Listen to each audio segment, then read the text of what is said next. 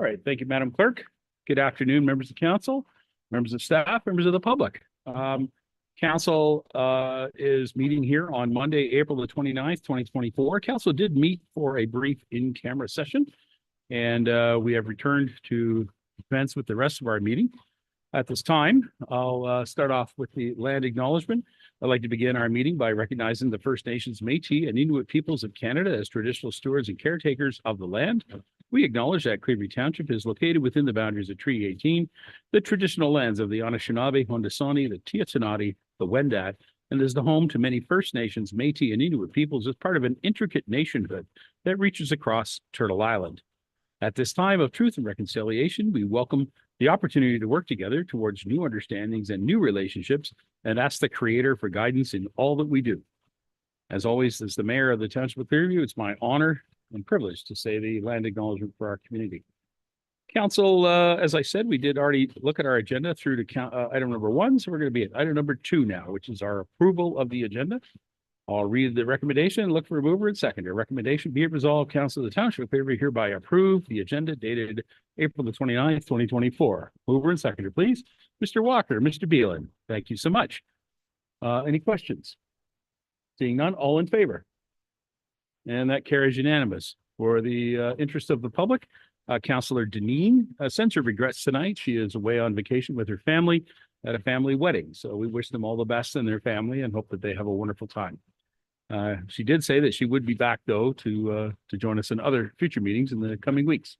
And it's only going to be away for a week, so good for her. Council, disclosure, pecuniary interest, and general nature thereof. Is there anything from the council agenda that council needs to declare? Nothing being seen. If something comes up during the meeting, please bring it forward at that time, and we'll deal with it quickly and appropriately. Okay, council, we are going to move to item number 4, which is our public participation period.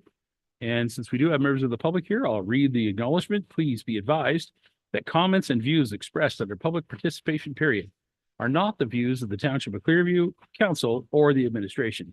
Public participation is limited to 15 minutes. Each person is limited to 5 minutes.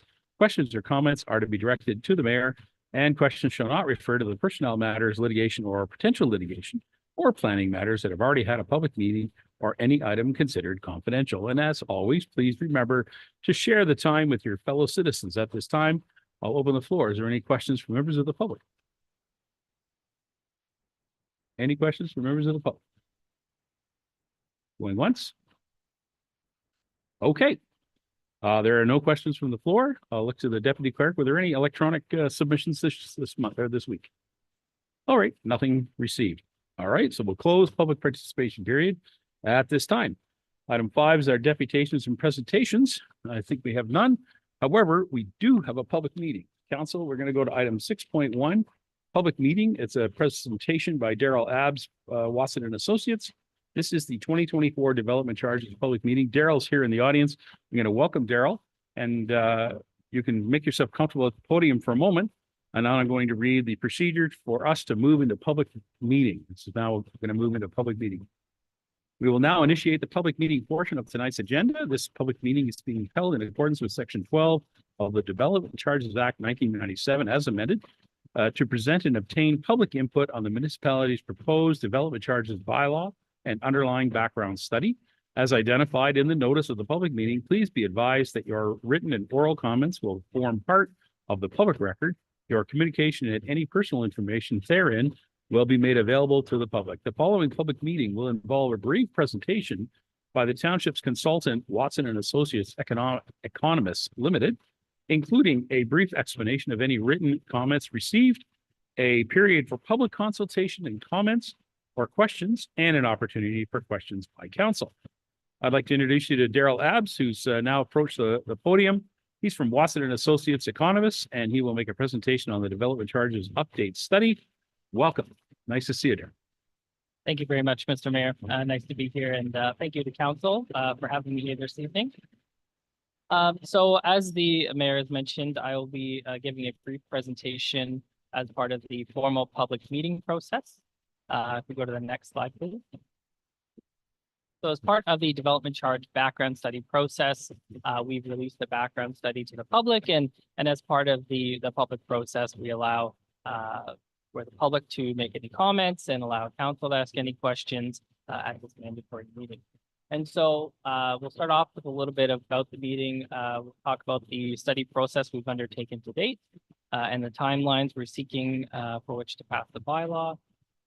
We'll give a brief overview of development charges for those of the public who might not be aware.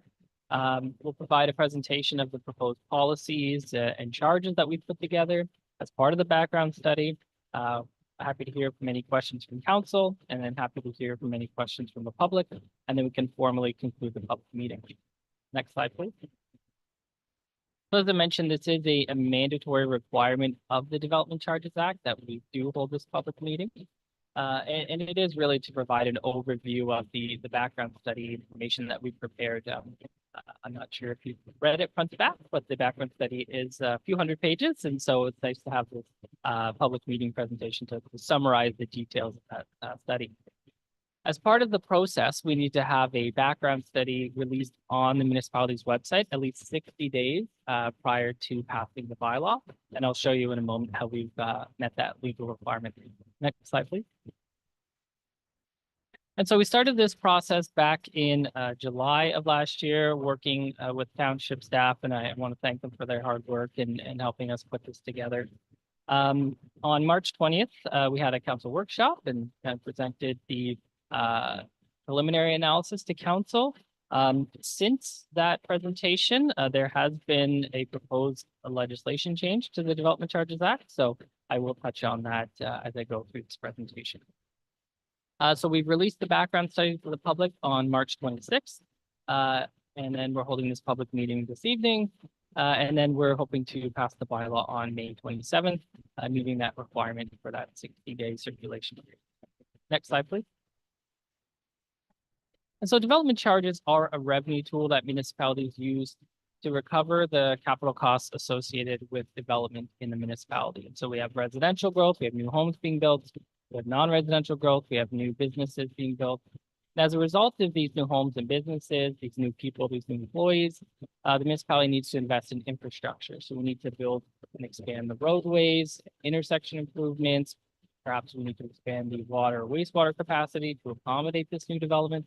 And that's really what development charges are, to recover those costs.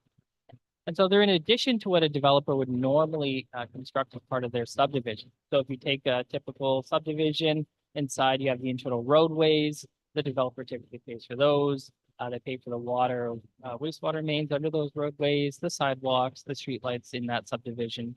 And so development charges are, again, to connect that broader infrastructure to that subdivision. And so we're empowered to impose these charges under the Development Charges Act, and that legislation really helps guide how we undertake the calculations set out in the background. Now, typically, development charges are paid at the time of building permit. There are some caveats to that, which I will mention as I go through the presentation. Next slide, please. And so this triangle here really just summarizes the fact that the money has to come from somewhere. And so at the top of the triangle, we have to service that new growth. We have to spend money on infrastructure to accommodate that development. And so the money has to come from somewhere. And to the extent that it's related to growth and new development, we can use development charges. Otherwise, we have to use rates if it's water and wastewater, or taxes if it's a tax-supported service. Next slide, please. Now, the Development Charges Act sets out 19 specific services that municipalities can include in a development charge background study and bylaw. What we've highlighted here in the bluish teal color are the services that are included in your study. So that's water, wastewater, stormwater, services related to a highway, which is really roads and public works, policing services, fire protection, library, and parks and recreation. Next slide, please. And so since the preparation of the 2019 background study, which is the last time we did a major background study update, there was a number of pieces of legislation that came out and amended the Development Charges Act. And so these are listed here on the screen. And what we did was back in 2021, we did a development charge update study to ensure that we were aligning with the most recent changes. The big one there is Bill 108, which really brought in two components. One is the installment payments. And so if I'm rental housing or institutional development, I get to pay my development charge in 6 installments. The first upon occupancy, and then each year for the next 5 years, I pay equal installments on that. If I'm proceeding through the development process with a site plan application or a zoning bylaw amendment application, my development charge rate is frozen at the time I submit my application. The municipality would go through the process, approve the application, and once it's approved, then I have 2 years to pull my building permit and I can pay at that frozen older rate. Now, the new legislation does augment that timeline, and I'll mention that as I get further through the slide. Next slide, please. And then more recently, so since 2021, there's been a few more bills that have been released. Bill 109, which really speaks to additional reporting requirements for the treasurer. Bill 23, which I'm sure you're all familiar with, which is discussed further in the next few slides. Bill 134, which takes one aspect of Bill 23, the affordable housing exemption, and changes the definition. Again, I'll speak to that. And then Bill 185, which is the most recent piece of legislation, which does actually walk back some of the proposed bill, or some of the changes that were enacted through Bill 23. Next slide, please. And so with Bill 23, which brought in the most change over the last couple of years, what it really does is bring in a number of discounts and exemptions to the Development Charges Act and as well to the Planning Act through parkland dedication. And so what we've observed over the last couple of years is that the impacts of Bill 23 would have a negative impact on the revenue you can collect through development charges. Now, some of this impact will be mitigated by the most recent proposed changes. Again, touch on that. Next slide, please. And so with Bill 23, the exemptions that are currently in force are if you have an inclusionary zoning bylaw that requires affordable housing units, those units are exempt. Nonprofit housing is exempt from development charges. And then they expanded the additional residential unit exemption. And so if I have a single detached home, semi-detached home, or a townhouse, I can add up to 2 units in that house, and I don't have to pay development charges. And so that can be 2 basement apartments, or it could be 1 basement apartment and 1 apartment on a garage, for example. And what's not yet in force are the affordable housing exemptions for affordable rental units or affordable owned units and attainable units. Next slide, please. And so with respect to the definition of affordable housing, which would meet the requirement to get that exemption, Bill 23 came out with a definition that's based on the market price.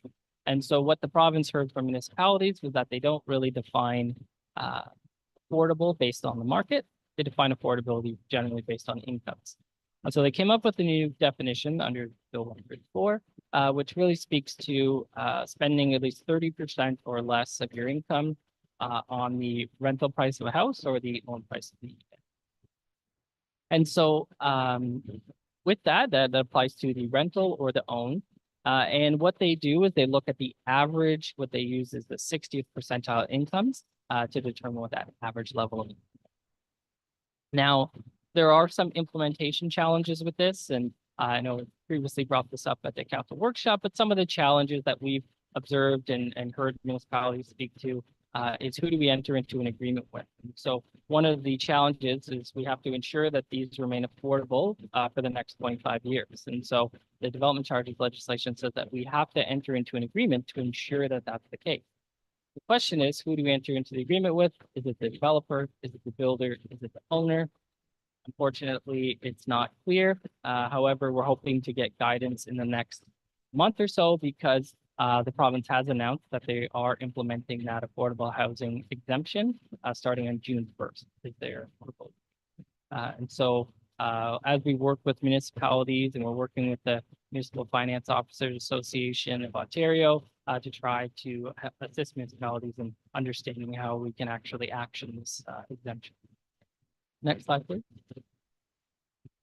And so with respect to the other discounts, rental housing, I mentioned they get to pay in installments. They also get a discount based on the number of bedrooms, between 15 and 25% based on the bedroom size. And then they did change the definition of capital costs to remove studies. And so we used to be able to include growth-related studies, such as the development charge background study and other growth-related studies.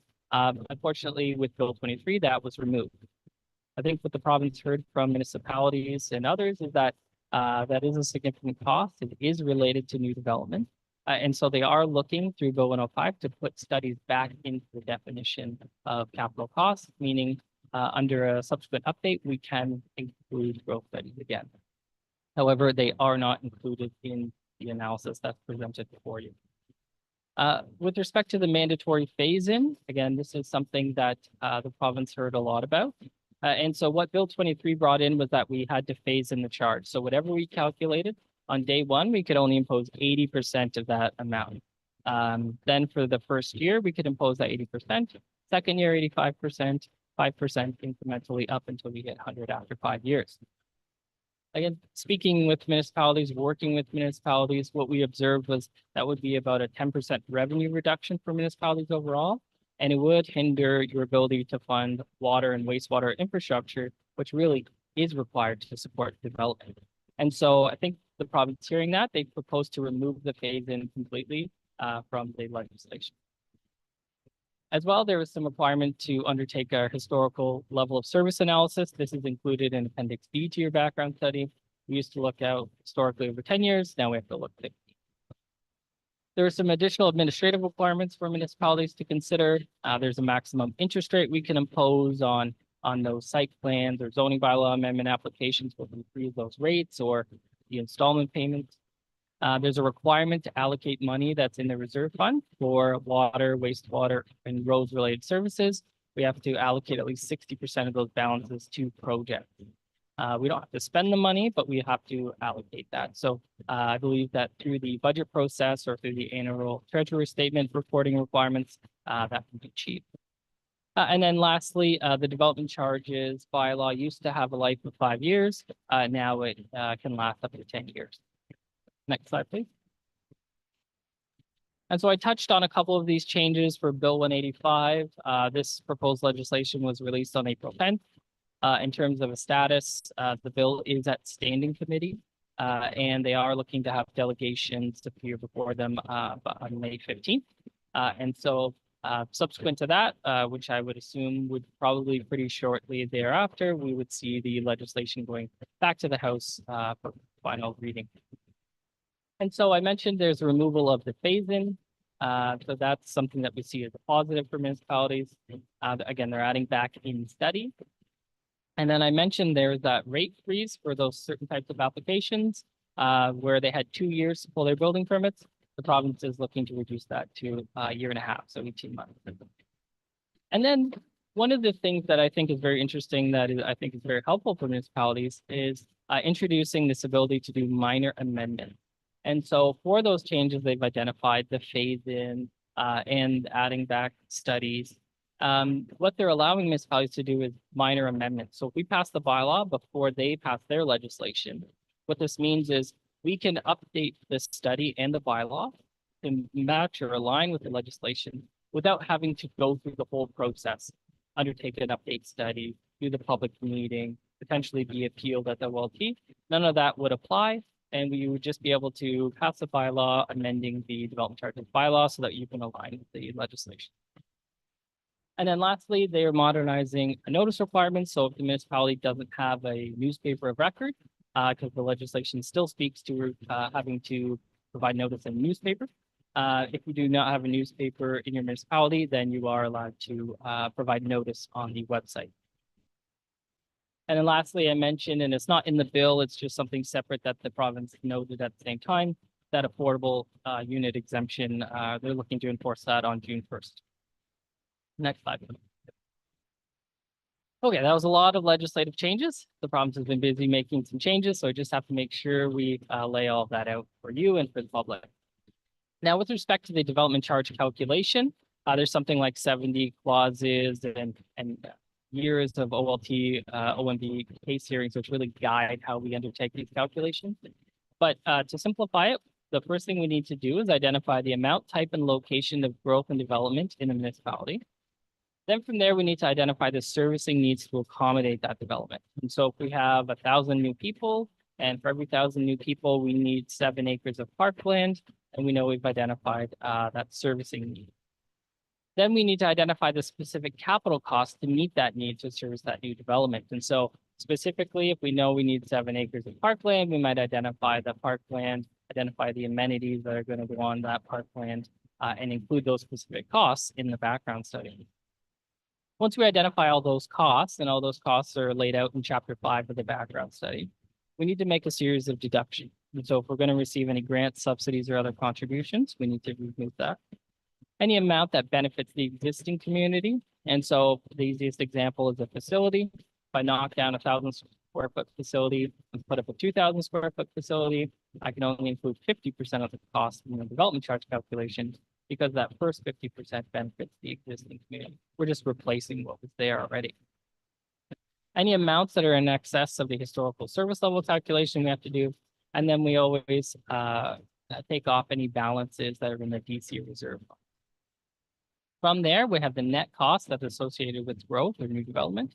We allocate that between residential and non-residential benefit and divide it by the growth in each category to come up with the development charge. And next slide, please. But very simply, take the costs required to accommodate the development, divide it by the amount of development. And then for residential development, we get a development charge per unit. And for non-residential development, we get a development charge per square foot of building area or per square meter. Next slide, please. So I mentioned those exemptions that are highlighted in the orange and the blue, as those were changes that were recently made through legislation. But in addition, there are some other mandatory exemptions we have. Upper tier, lower tier governments don't charge each other development charges, similarly for school boards. If you have an industrial building, you can expand it up to 50% of your floor area. And you don't have to pay development charges on that first 50%. And then we also have to provide an exemption for dealers. Next slide, please. With respect to discretionary exemptions, council does have the ability, the authority to make exemptions for certain types of classes or categories of development. And so, for example, that could be all industrial, it could be all places of worship. You can phase in the charge over time. And then as well, one of the things we have to provide is redevelopment credit. So if I have a house and I knock down that single detached home, build 3 townhomes, I need to give you a credit for that single detached home. Next slide, please. So with respect to your current discretionary exemptions, there are quite a few. We have places of worship, cemeteries and burial grounds, public hospitals, agricultural uses, non-residential buildings used accessory to agricultural operations. And then we have a number of others, very specific exemptions that are included in the bylaw. And so as part of this process, we're not proposing to change any at this time, unless council wishes to do so at the time of bylaw passage. Next slide, please. And so with respect to the growth forecast that we're looking at targeting, we're looking at over the next 10 years, about 7,600 people, which would reside in about just over 3,000 units. And we're looking at just under 400,000 square feet of floor space. For the build out calculations, and keep in mind, there's 2 ways to look at the build out of the area. And we can look at the physical land and building out all of the land, or we can look at the water and wastewater capacity in our systems and build it to the capacity of the system. And so what we've done here, when we refer to build out, we're talking about the capacity that we're building into the calculation. And so based on that, we're looking at about 19,000 people and just over 7,900 residential homes and just over 900,000 square feet of floor space. And you can see we've broken that up in between the specific areas.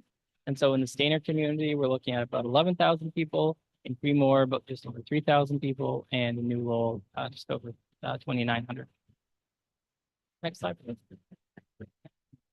So for the next couple of slides, these really show the current rates, and then the next slide will show the calculated rates. The table is very small because there's a lot of services and area-specific calculations that we do. But just want to highlight on this table is that what we do is we allocate the charges based on the different types of units. And so for residential development, we have different categories. We have single and semi-detached homes. Then we have multiples, which are really like your townhomes. Then we have apartments based on the size. And so apartments, 2 bedrooms or more, versus apartments that are a studio or a 1 bed. Okay. We also have a special care, special dwelling unit charge, which really seeks to get like retirement apartments and these kind of units, which tend to have a lower person per unit. And then lastly, we have the non-residential charge on a per square foot base. And so if we go to the next slide, it will show the calculated rates. And if we go to the next slide, I'll show a rate comparison side by side. A little easier to see and simplify it based on one category. And so if we're looking at the single detached charge, what we can see is for all services that are not water and wastewater, so all the other services, looking at the charge going from just under $13,000 per unit to just over $17,000 per unit. What we did have on the last column is if we are required to phase in the charge based on Bill 23. And if we were required to do so, the charge would only be $13,710. If we're in the different areas, and if we go to the bottom of the chart, what we'll see is the total charge for a Stainer property is going from just over $47,000 up to just under $46,000, or sorry, down to just under $46,000. If we're in the Creemore area, it's going from just under $47,000 to just over $60,000. And for the New Lowell area, going down from just under 28,000 to just over 26,000. Next slide, please.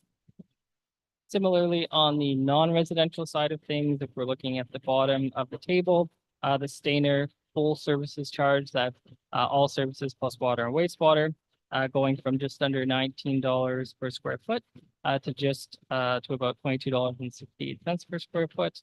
Creemore going from $22.07 up to $28.85, and the New Lowell charge decreasing from $12.39 to $12 per square foot. Next slide, please. So for the last few slides, just want to show a comparison to your the municipalities in your area and some other comparators. And so what we see generally up to the far right, if we're going from the purplish color to the blue color, that's the current charge to the new charge. And so that's the rural charge down at the bottom with no water or wastewater. In the lower middle, you can see the New Lowell charge. And then up in the middle, upper middle, is where we see the Stainer. Next slide, please. Similar story with the non-residential, the commercial side of things. Again, up to the lower end without water, wastewater, that's the rural charge. Then the New Lowell charge in the lower middle. And then we see the Stainer and Creemore charges in the upper middle. Next slide, please. And then similarly for industrial development, however, you'll see some municipalities actually exempt industrial or reduce the industrial development charge, which is why we see the Stainer and Creemore areas a little bit higher on this slide. Next slide, please.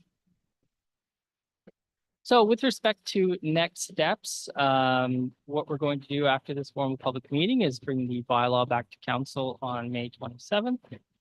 If we are ahead of the province in implementing their changes from Bill 185, that will have implications on the next steps in the process. Potentially, you can do some minor quick amendments once the province passes their legislation.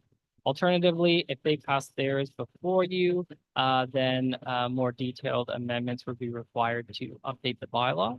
And so to kind of deal with this or mitigate this, we're going to revise the bylaw in the certain sections with phase in and the time frame for the rate freeze, and we will refer to the legislation rather than putting in specific numbers to try to mitigate some of those impacts.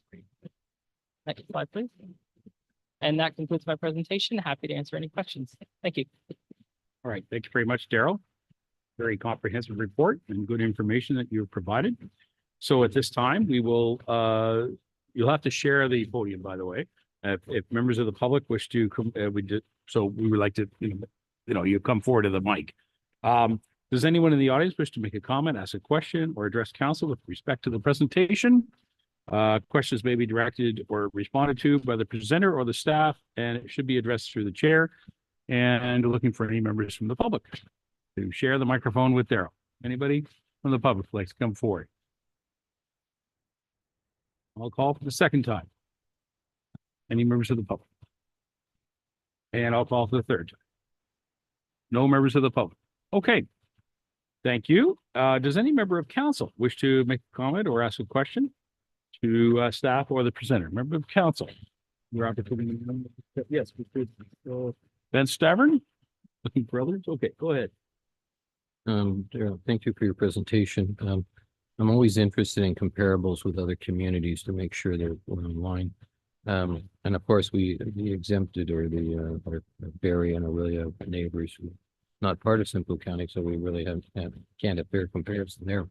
But I noticed in Pendatang, they don't have any industrial factor in there. Can you explain why they would not have an industrial? If you don't have this. Yep, so through the mayor, again, going back to the discretionary exemptions and council's ability to exempt any class of development they choose, they would have felt that they would like to exempt the industrial development from paying development charges, understanding that every development application that comes forward that should have paid development charges now needs to be funded from other sources, so your taxes or your water, wastewater. Thank you. All right, thank you, Deputy Mayor. Is there anybody else with any questions? Yes, Mr. Beelan. Thank you, Your Worship. We don't put any DC charges for emergency preparedness for growth. Should we? I can't think of anything. Can you maybe tell us what that might be? Sure. So through the mayor, that tends to be, I know, and probably this was used by most municipalities with the most recent eclipse. But some municipalities have emergency preparedness facilities or areas of facilities that they use to deal with these kind of emergency measures. And so if you had capital needs and you were looking to expand facilities or needed other capital items that were required for emergency preparedness to accommodate the new development, then we could include that. But through the discussions with DAFA, nothing was identified as required.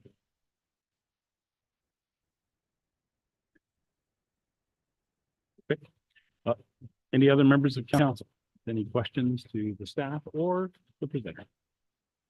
All right, I'm going to take in my opportunity if I can, Daryl. On the same line that Councillor Beelan asked about, can I ask for slide number 7 to be put back up? It's the slide that talks about all the DC eligible services. Councillor Beelan mentioned number 18, which is emergency preparedness. I just wanted to put this up on the slide deck. Yeah, that's the one. Whoops.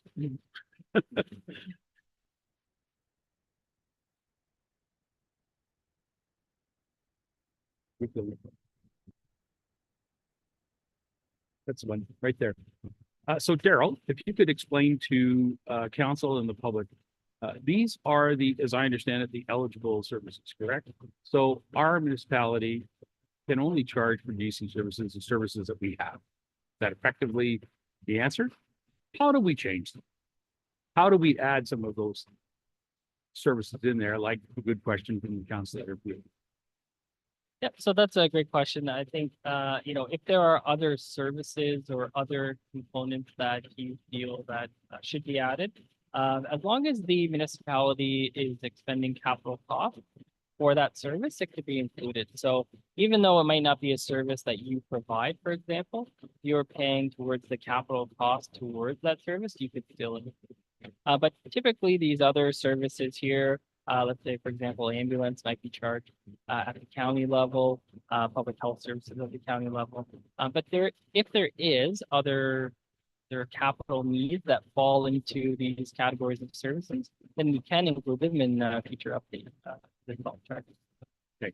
The reason I ask is there's several on here that caught my attention. First of all, we do have a transit system. It's a small transit system, but we do. It's currently funded mostly through gas tax and direct contributions, as well as some of the self-sufficiency that come out of the payment for fares. So that's one that we could consider doing that, particularly if we were to expand transit and look to build funds for expanding traffic. Do you agree? Yeah, I agree. And actually, as part of the 2019 background study, we did examine transit. Transit now, with some recent legislative changes, has different requirements than the other services. So instead of doing a historical level of service, we need to do a future forward-looking level of service. And so what that requires is a detailed study to be undertaken, which looks at detailed ridership analysis of your existing community versus the new community. And then there's also extensive asset management plan requirements. And so when we did the high level analysis back in 2019, it was determined that the amount that we could recover was so low, it didn't actually make sense to go charge.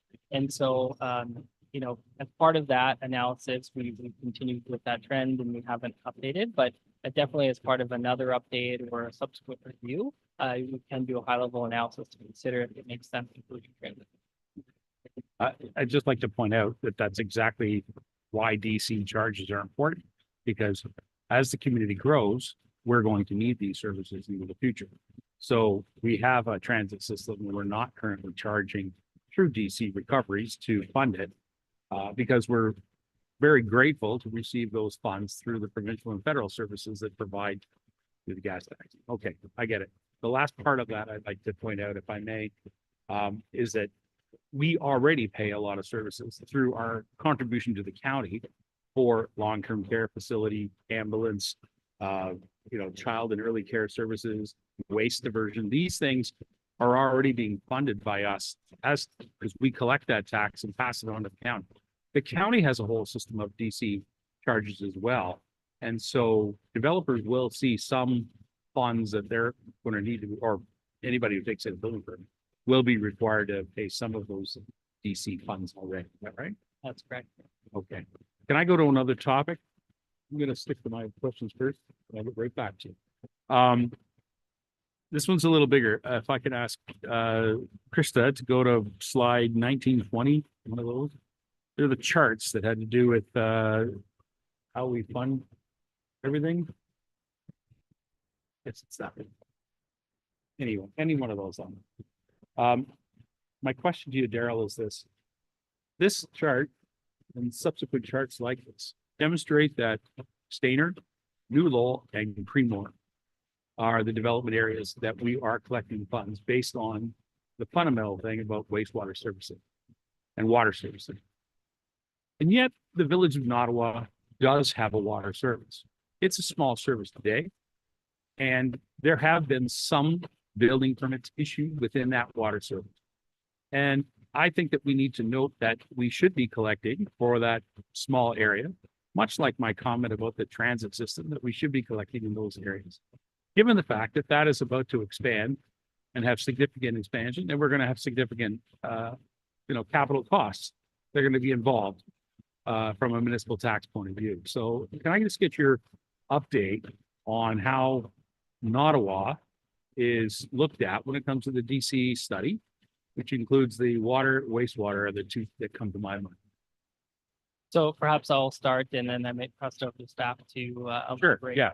But with respect to Nottawa, again, one of the things we looked at in the 2019 analysis is I think the capital needs are still being identified specifically. And so there's not a lot of development activity there right now, as I understand.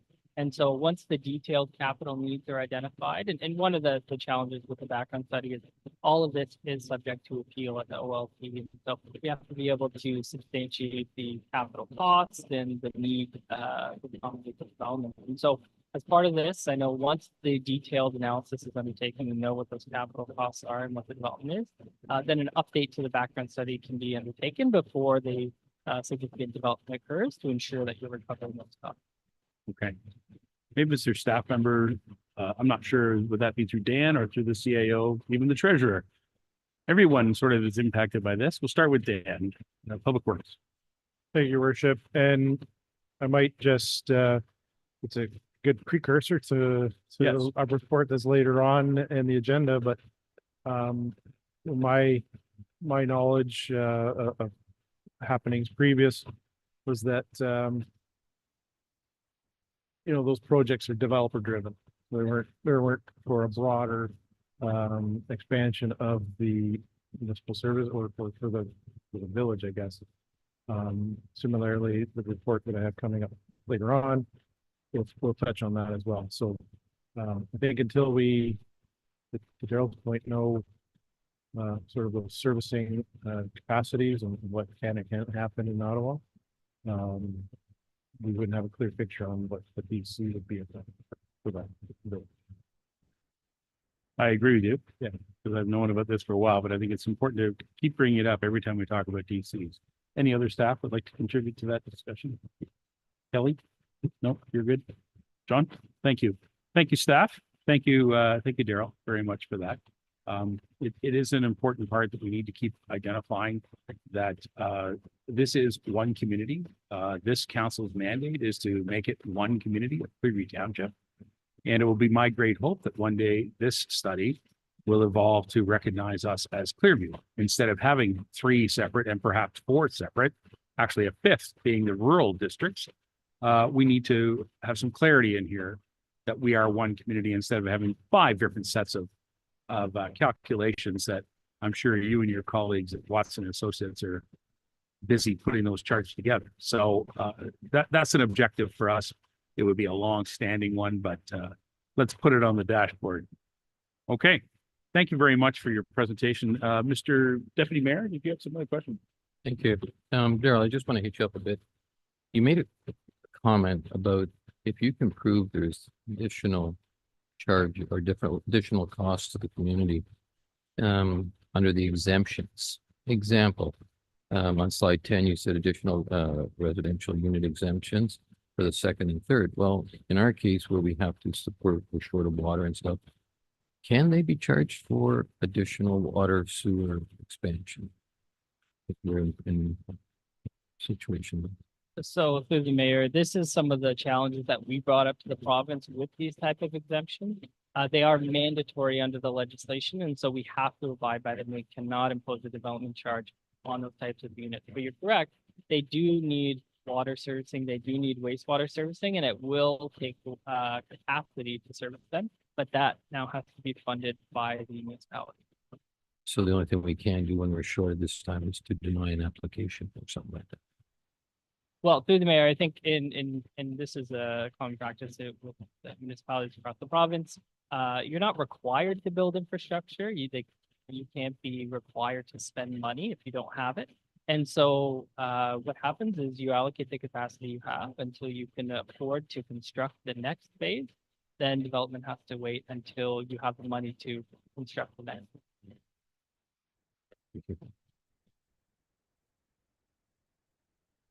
Any members of council, anybody, anything further?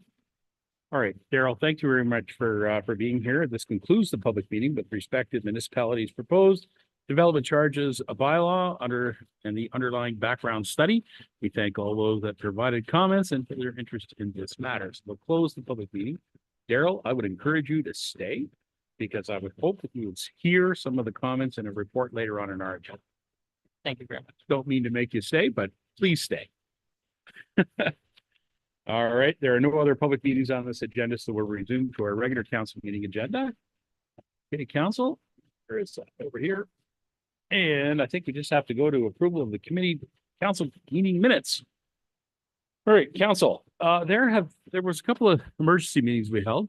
I really hate using the word emergency. It's a word that's in our procedural bylaw, which does need to be corrected sometime soon. These meetings were not emergency for the community. They were just urgent meetings that council needed to meet. So the word is not correctly posted.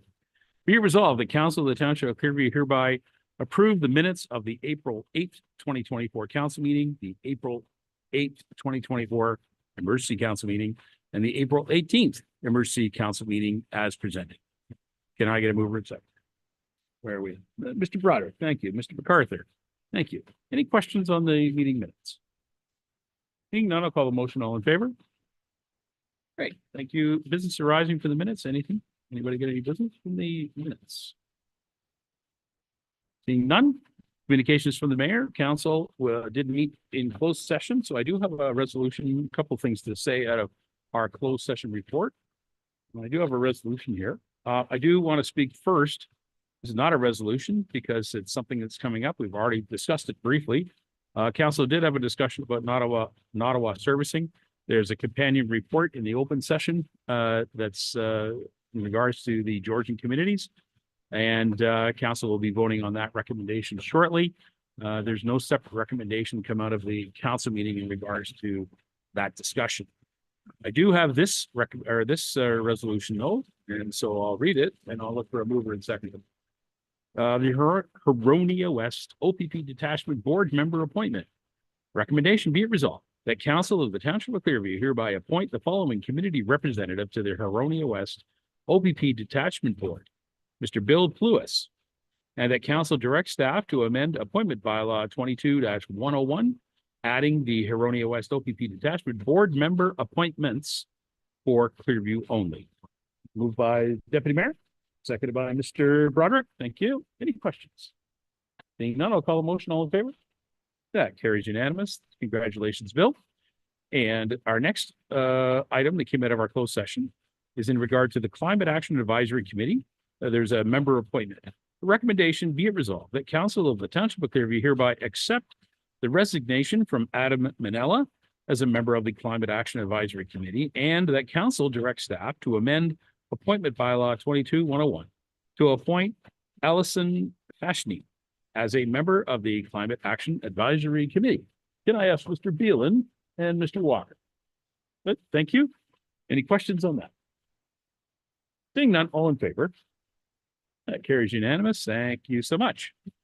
All right, moving on in communications from the mayor, the NVCA had a media release about tree planting. That's coming up. Paul, did you want to speak to that right now, or do you want to have during your session? You got a lot to talk about the NVCA, so we'll park that one for now. If there's any questions, please bring it forward there. And council, we also have a proclamation requesting Children's Mental Health Week. And so I do have it here. It's kind of lengthy on this text. So I tell you what, I'm going to read it from this text because it's the same thing. It's written up by our admin assistant. So I'll read it here. It says, I, Doug Measures, Mayor of the Township of Clearview, do hereby proclaim the week of May the 6th till 12th, 2024 as Children's Mental Health Week. Whereas because mental health can't wait. Raising awareness about the importance of accessing support for mental wellness is crucial for children, youth, their families, and caregivers. And whereas ensuring that everyone in our community knows about the availability of free, accessible, and inclusive child and youth mental health services and how to access them helps to create healthy, thriving, and connected communities that support personal growth and well-being. And whereas providing early intervention and treatment of child care and youth mental health is essential, all children and youth, their families, and caregivers in need of mental health supports must be able to access fully funded, accredited services when and where they need it. And whereas the color green is used to celebrate child and youth mental health as it represents hope, growth, and transformation. Therefore, I, Doug Measures, Mayor of the Township of Clearview, do hereby proclaim May the 6th till the 12th of 2024 Children's Mental Health Week. I have signed this proclamation in anticipation of your support. Members of council, can I ask you to raise your hands in support of this motion? Thank you so much. The proclamation will be delivered to them, and it's our pleasure to do these types of things. Thank you. And next thing on our agenda is over on the next page. It's a big agenda tonight, folks, so you have to bear with us. Well done, clerk's team, putting together a big thing here. So this has been requested to be put on our agenda tonight. It's the deputy mayor presented it, and according to our procedures, we can put it on here underneath communications from the mayor. So this is a big resolution, Paul. I'm going to read it. I'm going to consider you the mover. All right. Be it resolved that Council of the Township of Clearview hereby support the following resolution from the Township of Archipelago regarding phasing out free water testing for private wells. Recognizing that this is an essential service for rural residents and farmers in Clearview Township. The resolution from Archipelago reads, whereas the Ontario Auditor General Annual Report on Public Health from December 2023 indicates that Public Health Ontario is proposing to phasing out of free provincial water testing services for private drinking water And whereas free private drinking water testing services has played a pivotal role in safeguarding public health, particularly in rural communities, including the entire township of Archipelago, that rely predominantly on private drinking water. And whereas the removal of free private drinking water testing could lead to a reduction in testing, potentially increasing the risk of waterborne diseases in these vulnerable populations. And whereas the tragic events in Walkerton, Ontario underscored the critical importance of safe drinking water, now therefore be it resolved that the township of Archipelago hereby requests that the province reconsider and ultimately decide against the proposed phasing out of free private drinking water testing services. And further on our motion, that council direct staff to send a copy of the support resolution to the Minister of Environment and Conservation Parks, the Minister of Health, the Simcoe Muskoka District Health Unit, and Simcoe Grey MPP, Brian Saunders. Put it on the floor. We'll move by the Deputy Mayor. Is there a second? Mr. Walker, thank you so much. Go ahead, Paul. I'm sure you would like to speak to. Thank you, Mayor. This item is a very critical item for rural residents all over Ontario, and especially in Clearview. We are predominantly on well waters, except our serviced urban settlement areas. The Public Health Ontario, in their thoughts, basically said to the Auditor General, "Hey, we're going to cut out free water well testing." So the stir is there going to be water well testing at all? Now, for those of you who remember Walkerton, which is 2000, so 24 years ago, people died. And part of the Walkerton inquiry showed that part of the problem, what contributed to, was the privatization of water well testing for municipalities. So here we go. If we do not continue water well testing, especially for free fashion, it's going to cost our health system as well. So we pay now or you pay later. But it is such an essential service to the people of rural Ontario. They forget the health department has lost sight of the potential costs and effects of that community. So when I saw this resolution by Archipelago, there's something there that we really have to step up to. I brought this to the NVCA, Northside Valley Conservation meeting last Friday, and I was beat to the punch already by other members of our community who already brought us a resolution, not supporting Archipelago's claim, but also we've initiated our own review of this or thing too, because it hits every community within this county, within this province. So it's a very, very important message. And from what I hear already, they are already the ministry of anyways, I'm looking for the support of this council to step forward for this one. Well said. Is there any questions or any comments in regards to the resolution put in front of you, council? It's no. All right. Thank you, Deputy Mayor, for bringing this forward. We appreciate that. Members of council, if there's nothing further, I'll call the motion. Those in favor? That carries unanimous. Thank you very much, Madam Clerk. If you could make sure that all of these persons are distributed our recommendation. Thank you. All right. We're going to move on to item number 10, which is our county reports and information. There is a joint release about the support of the rapid rehousing program out of Aurelia. Very interesting and worthy program coming out of Aurelia. The county supporting that. Item 2 is a release regarding the nomination period opens for the County of Simcoe Age-Friendly Business and Individual Recognition Awards. Also another worthy thing to support those that are supporting those in age-friendly businesses. And there's also a release from the County of Simcoe regarding the paramedic for a day contest. Usually the elementary schools right across the county get to participate in that, and usually one person gets selected to be the paramedic for the day. It's kind of fun. And Happened a few times at our chambers. they bring the actual winner into chamber, created in basically by the paramedic and our staff, and usually the parents, and it's a full formal occasion. So I really encourage members who have people in primary grades, secondary grades. It's really encouraging to understand for these members, for these applicants, to see what a paramedic does and especially as a career for the future. It is a good career. So anyways, It's a good program. it's a good program. Yeah, looking forward to it. We got a big council meeting tomorrow. For your information, we have a motion on the regular council meeting agenda, a report from the governance committee that is now becoming a every term discussion, is the composition of county council. So there's a recommendation that we're going to go to a workshop with all of the county councilors and have a facilitator to sort of banty around the idea as to whether we would change the size of our county council. Now, if you've been following this, it seems to happen once every 4 years, the same discussion comes forward. Nothing has changed since about 1979, I think. Nevertheless, we'll see what happens. So we'll see how that discussion goes tomorrow. I think it's one of the things, Your Worship, that especially with the province stepping on toes with the Strong Mayors Sure. Act, it's changed the the makeup of a lot of communities.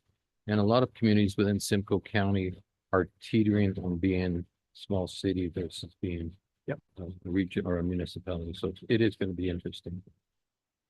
If there's no questions about county operations, you guys don't want to hear about Honda and the big announcement last week? Nobody asking it? I didn't get invited to it, just saying.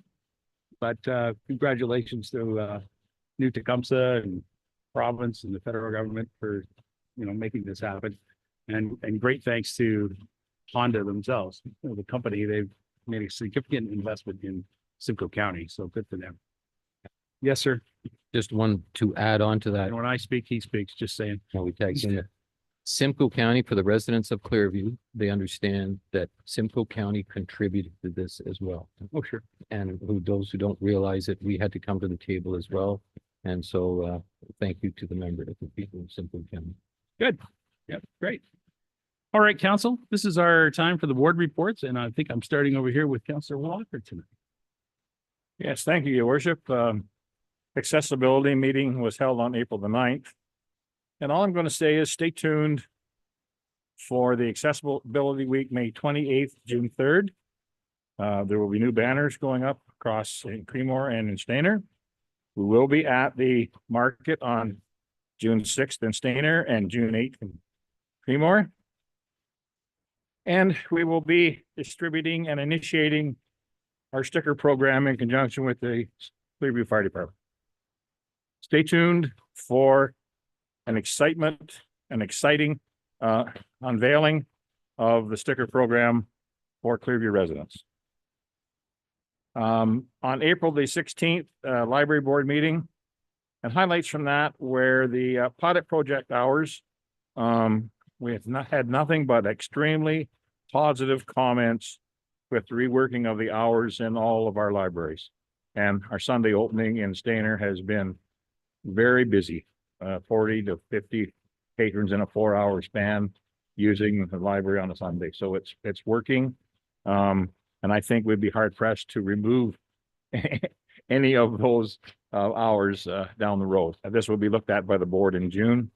We still are having some security issues out in this atrium when the library is not open. We're with the recreation department and working together, trying to figure out and work on solving that issue. And other than that, we are have a few other things in the works, but that'll come down later on. And also the other thing is, I just want to congratulate the Clearview Community Theater on their spring concert, which was April the 19th. Amazing talent and very well done. Thank you. Thanks very much, Councillor Walker. Good job. And Councillor Beelan. Thank you, Your Worship. I had a fairly busy week as well. April 17th, we had a Station on the Green meeting. It's running good. We're looking for someone to paint Station on the Green. April 21st to the 24th, I was at the Good Roads Conference. There was a lot of ideas for the Climate Action Committee, and I got to witness the streets of Toronto after the Maple Leafs won a playoff game. May never see that again. What else? April 25th, I got up early, went to the Blue Mountain Sustainability Summit. Again, more ideas for our Climate Action Committee. I only stayed for the morning because they announced they were going to be looking for volunteers for their subcommittees. And there was nobody there to buy me any birthday lunch, so I left. April 27th, I went with Robert and Sonia to the Springwater Elmville Maple Syrup Festival, where we entered the log sawing competition, but we did not win. And finally, I'd like to remind everyone that this is turkey season. If you're walking in the bush or on the trails, wear something bright. And that's it. Well, first of all, well done on the log sawing. I know that we were well represented. Councillor MacArthur, I understand, was on the blade with you, Marty. So good job, gentlemen. Thank you very much for representing Clearview Township in such a high regard. And I understand our deputy mayor was also there too, and basically participated in a deputy mayor challenge. So I'll get him to talk about that in a minute, but good for him, eh? That's great. Thank you very much for doing that. All right, we're going to move. Paul, do you want to go next? Paul's going to go next. Sure. Yeah. First of all, the mayor and myself on April the 9th, we went to the Vimy Ridge Day at Base Borden, and it was very much for dignitaries and stuff, but what a impressive day to see the trenches at Vimy at Base Borden. If you ever get a chance, and I've had the ability to go to Vimy and see them firsthand, so this really hit home. It was a very, very well represented and respectful day. April 24th being last week, I attended the Clearview, I hope I say this right, Sustainability Committee meeting, which was held at the identical time as the new Clearview Climate Action Committee's meeting. It was held in Creemore, and actually Councillor Deneen was there as well. So we got to represent and speak to the committee. The big topic was on governance. Whether we like it or not, they seem to like to attack the bylaws and stuff. So I'm going to be at some point probably presenting something to Clearview Climate to say, hey, their ask is always about pollinator gardens and related issues like that. So it's a big issue for them. But it is something that's up and coming for our community. I will talk, so anyways, for that. Elmville Maple Syrup. Now, it was a great day. Yes, I got the privilege of sawing with Deputy Mayor George Cabral from Springwater, who we sit on county council with as well. The actual event was very well attended between Tiny, Tay, Penetang, Machine, Springwater, ourselves. I don't think Midland was there. I don't think we missed anybody from the boys. I will say that we did not win, but the boys sitting at the opposite sides did better than we did. So kudos to them.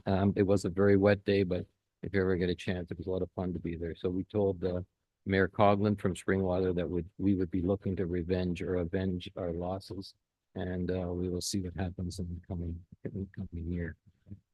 Last Friday, I attended the NVCA on behalf of Clearview. It was a very good. We had our auditors present their results for the year, and we did fine. It was very interesting, and I'll talk a bit probably after this meeting with our clerk a bit about deputations, because we had a bit of an issue about what do we require for deputations to our own council. So that was interesting. As I mentioned earlier, we did talk about the water issues, and so that was very good to see. And I think that's about all. Oh, the other thing I did bring up, they're really making an effort to be. We're encouraging them to be proactive versus being responsive to situations. I will probably be looking in the fall, and I'll throw this at Scott possibly. We're to invite them to come out and have a public meeting to talk about the NVC, how they enforce, why they enforce, how we interact with the community. And so, Your Worship, we talk about having our meet and greets and something, but they're willing to come out and receptive to doing it. So I brought that up with them, and they said we're more than happy to do that. So, anyways, it's good to see that, so that was nice to see. For the rest, I think that covers my. All right. Thank you very much. And thank you also for representing Clearview at the sure. Mr. MacArthur. Thank you, Your Worship. Just a couple of things. Last week we had evening hall meeting, and of course, we're not doing too much business there, but we were glad to hear that construction should begin the first part of May and get the ball rolling. And so hopefully we'll be back in there this fall. Friday, we had log cabin meeting in Creemore in the jail, and looking forward to a couple events there. There's going to be a quilt demonstration, and one exciting event is there's a family that donated the baby cradle that was used in the house back in the day. It's going to have their family reunion there this summer, so that was kind of nice to see. And then on to everybody's talking about the log sawing. I wasn't going to tell you anybody that we beat your time, but you did that for me. And we've got a video here of Marty and me doing our best. 30 seconds, 36 seconds. All right, let her rip. Oh, and the camera goes upside down. All right. Right. Okay. All right. None of us were in high speed mode. I see I'm gonna have to do a workshop on videography skills, just saying, but other than that, it looks great, gentlemen. Okay, good job. Thank you. Thank you very much, Robert. Thank you very much. Oh, by the way, Robert, congratulations on all those puppies. That's all been the rage on the social media. Everybody's talking about the puppies that you guys have. Well, that's good. Yeah, I'm glad we only do it every 3 years. No kidding. Wow. Got a house full. John Broderick, how are you over there? I'm well, thank you, Your Worship. April the 9th, along with Mayor Measures, attended the Simcoe County Council. Also on the 9th, attended the Clearview Chamber of Commerce Executive Meeting. On the 16th, attended to the Library Board along with Councillor Walker.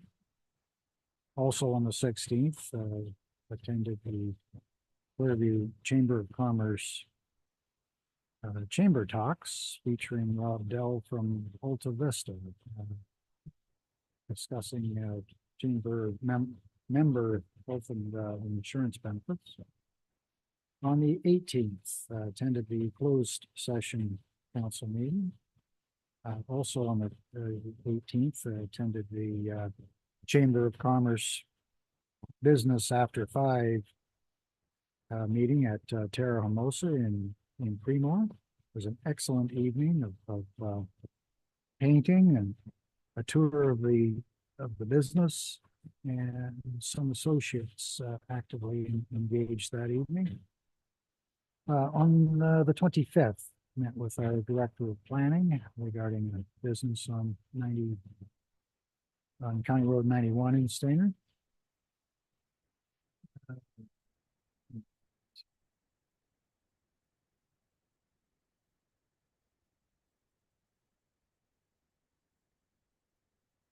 That is it. That's Okay. it. Thank you very much for that. And good to know that you're there doing attending those things along with us at the county. Don't often get to see up there, but thank you for coming to the county meeting. I have a couple items I want to report, and then we'll get moving on. I was last week for a few days at the Ontario Good Roads Conference, and as some of the other members were there, it was a good time, and very interesting sessions were being held. The premier spoke, but the session that I missed because I was on a what do you call it, a travel study. I went to the TTC yards and had a really good tour of their maintenance yards and maintenance shop, and learn a little bit about what they do to keep buses operating in Toronto, because I'm sort of anticipating us in the future having more busing around this whole region. So it was just caught my attention. So I thought I would go on that, but I missed attending Joel's presentation. So I'm going to ask if Dan, you were there. Why don't you just take the mic for a minute and tell us a little bit about Joel receiving an award from the Ontario Good Road Station. Thank you, Your Worship. It was nice to see Councilor Beelan was there as well. So, yeah, Joel Newman, our roads foreman, he was awarded his Public Works Leadership Development Program certification as an intermediate level certification. He has one more course to go one more course to go and he can apply for his senior, which is the top level of public works leadership development through the Association of Ontario Road Supervisors. It was a nice little award. Yeah, it was a good afternoon. There was quite a few. I can't remember the number. It was 30 some odd individuals from all across Ontario that were given various different public works leadership development awards. Well, thank you very much. Congratulations to Joel. Great to know our staff for being recognized for their work as well. I also want to mention to council, I attended the Great Lakes Mayors meeting. Great Lakes Mayors are made up of, they're international. They go right around all of the Great Lakes. And there was a meeting held at the Town of Blue Mountains office, and the mayor of the Town of Blue Mountains invited myself and other mayors that are sort of in the region to attend and learn a little bit about what the mayors are doing to protect the integrity of the waterways known as the Great Lakes. And so it was a very enlightening, interesting meeting. Later on, I can also mention that the mayor and the CAO, John Ferguson, and I attended the mayor and CAO's forum. There was several local regional issues discussed, and a very good discussion about transit and our accessibility transit service. That's a joint partnership between 3 of the 6 areas. So that was a really good discussion point and how we can improve that. Later on that same day, I attended the Make-A-Wish Foundation hockey tournament, which is dedicated to former warden and former mayor of Wasaga Beach, Cal Patterson. Cal Patterson was a big believer in the Make-A-Wish thing. In fact, he was one of the guys who helped establish and create this charity. A great hockey tournament was held. It was a women's hockey tournament. And I just want to give a shout out to the Honeywood Hockey Moms. Honeywood Hockey Moms, there's a bunch of them from our township who were fantastic. They had a great time. They did not win. It didn't matter because they raised a whole lot of money for a great cause. Good for them. And then the last thing I want to mention is the Legion. This past Saturday, along with, let's see here, Brian Saunderson and Terry Dowdle and Mayor Smith from Wasaga was invited, and other dignitaries. We joined at the Legion in Creemore for a great celebration of veterans in our community. Many veterans who were there. It was a dinner put on just to acknowledge and thank them for the service that they've done to our community as well. It was organized by the 3 Legions here in Clearview Township, and it hosted people from all over. So I just wanted to acknowledge what a great event it was, and a very proud moment to be there. Yeah, so there will be one last announcement I was going to make at the end of the meeting, which I'll just give you a little tease on that. And that is, just so you know, this is the last meeting that we're holding in this format right here of the council meeting, unless we have a dreaded emergency council meeting, Madam Clerk. But nevertheless, this is the last time we're going to use this facility, as our new facility is going to be opening up soon. So I'll speak more about that at the end of the meeting before we close our meeting tonight. Okay, so thank you very much. That's it for reports. Council, if there's nothing further, or staff, we'll move right into our department reports and bylaw, which I'm sure you've all been waiting for all this lengthy time. Look at those council staff over there. They're all waiting for us, guys. You ready? Okay. Planning and Building Department report PB 009 2024-2023 Building Department Annual Fee Report. Recommendation be it resolved, Council of the Township Clearview hereby receive report PB 009 2024. It's the 2023 Building Department Annual Fee Report, and it's dated April the 29th, 2024 for information. I'll take a mover and seconder, and then we'll get a report. Mr. Walk. Thank you. Mr. Broderick, thank you very much. Our chief building official is here, Scott McLeod. Nice to see you. Turn on that mic, bring it right up close to you, and I'll let you give us an outline of your report there, Scott. Thank you, Your Worship. So this is an annual report that we bring forward to council on an annual basis. And again, it is for reporting on the year 2023. It shows that the building department had a modest surplus last year of $97,000, and then that money will go into our existing reserve. I certainly would entertain any questions that council may have. Thank you very much for the annual update. Members of council, do you have any questions to Scott on this specific report? He does have 2 others coming up. So anything on the annual report? All right. Thank you, Scott. Nothing further. I'm prepared to call the motion. Members of council, those in favor? Carries unanimous. Thank you very much. All right. PB 010-2024. It's the Building Department Activities Report for 2023 year end.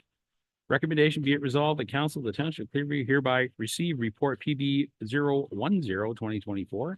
It's the 2023 Building Department Activities Report 2023 year end dated April 29, 2024 for information. Moved by Mr. Beelan, seconded by MacArthur. And I'll turn it over to you, Scott. Do you have any comments on this?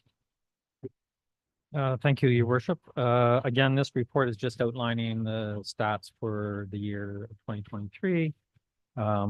It essentially just shows that we had very stable permit activity last year. It was a decrease from our previous year of 2022, which was one of our strongest. It resulted in the creation or the issuance of 109 new dwelling units.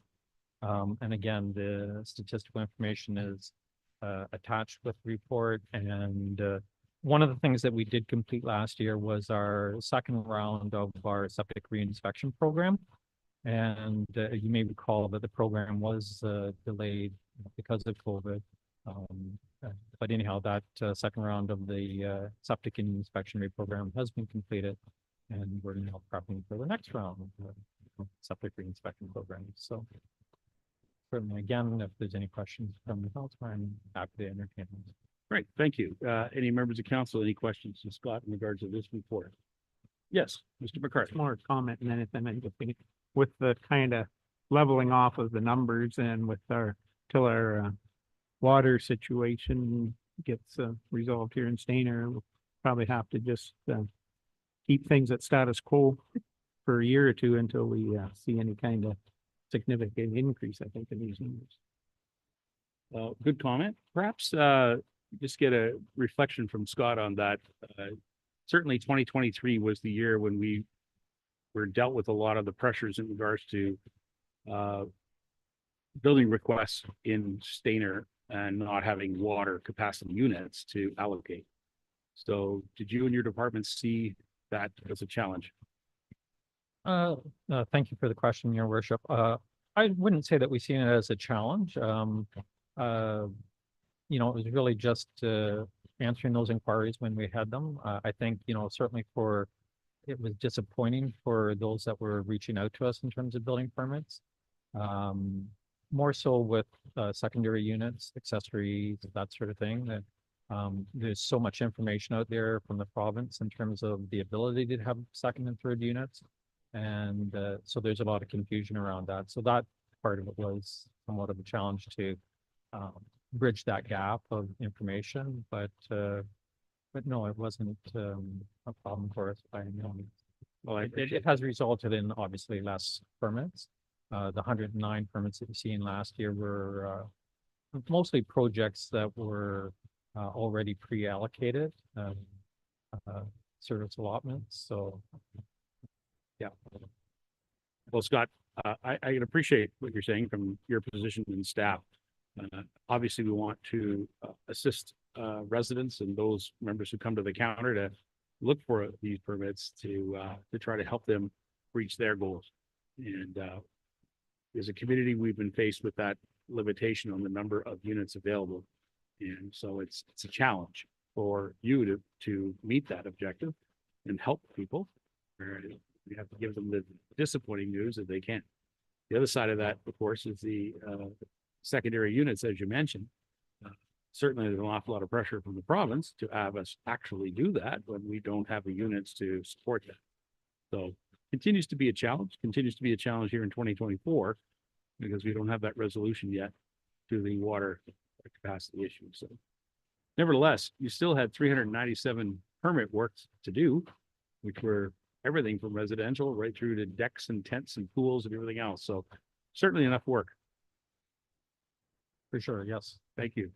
Members of council, if there's nothing further, no other questions, I'm prepared to call the motion. All in favor? That carries unanimous. Thank you very much. And Scott, your final report in this line of discussion, PB 011, Building Department activities for January, March 2024. Recommendation be resolved The council of the township of Clearview hereby receive report PB 011-2024 building department activities report for January through March of 2024. The report is dated April 29th, 2024 for information. Deputy Mayor, moving it. Mr. MacArthur, thank you. And Scott, anything you want to add for the 2024 outlook? Thank you, Your Worship. Again, just a few things in the report I did want to highlight. Under Clearview Committee support, some of the new initiatives, we have in the building department, 2 staff members that have recently joined the Joint Health and Safety Committee. So that is new. Lori Kennedy and Jacob Clear are now on that committee. I was last year, but I stepped down, and so I'm pleased to see the 2 new members from within our department on that committee. The other thing that I also wanted to just sort of highlight in the report, so we are certainly taking advantage of this time for increased training, and I'm pleased to report that a number of staff are completing courses. Specifically, Jacob in our department has just completed an on-site sewage course, so he now has his qualification through the province for on-site sewage systems. And also Jen had just completed her Part 9 residential house examination through the province and the course. And so what that means for our department is our newer staff or junior staff are now fully qualified in the house, on-site sewage systems, and also plumbing as well. And so that's been really increased our capacity for when we do see that increased growth. So I'm pleased to report the initiative that staff have taken in that regard. Outstanding. Thank you very much. Is there any members of council with any? Yes. Van Stavern. Thank you, Scott. I mean, it's great, the training. I love that. Do we see any additional training coming forward because of the clean energy and stuff like that? Are we requiring updating for that purpose? Can you speak to that, please? Again, through your worship.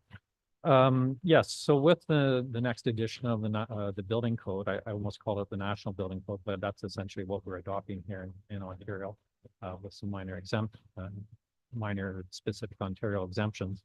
There will be training associated with the changes in the new building code between now and the new year. The new Ontario Building Code will be effective January 1st, 2025.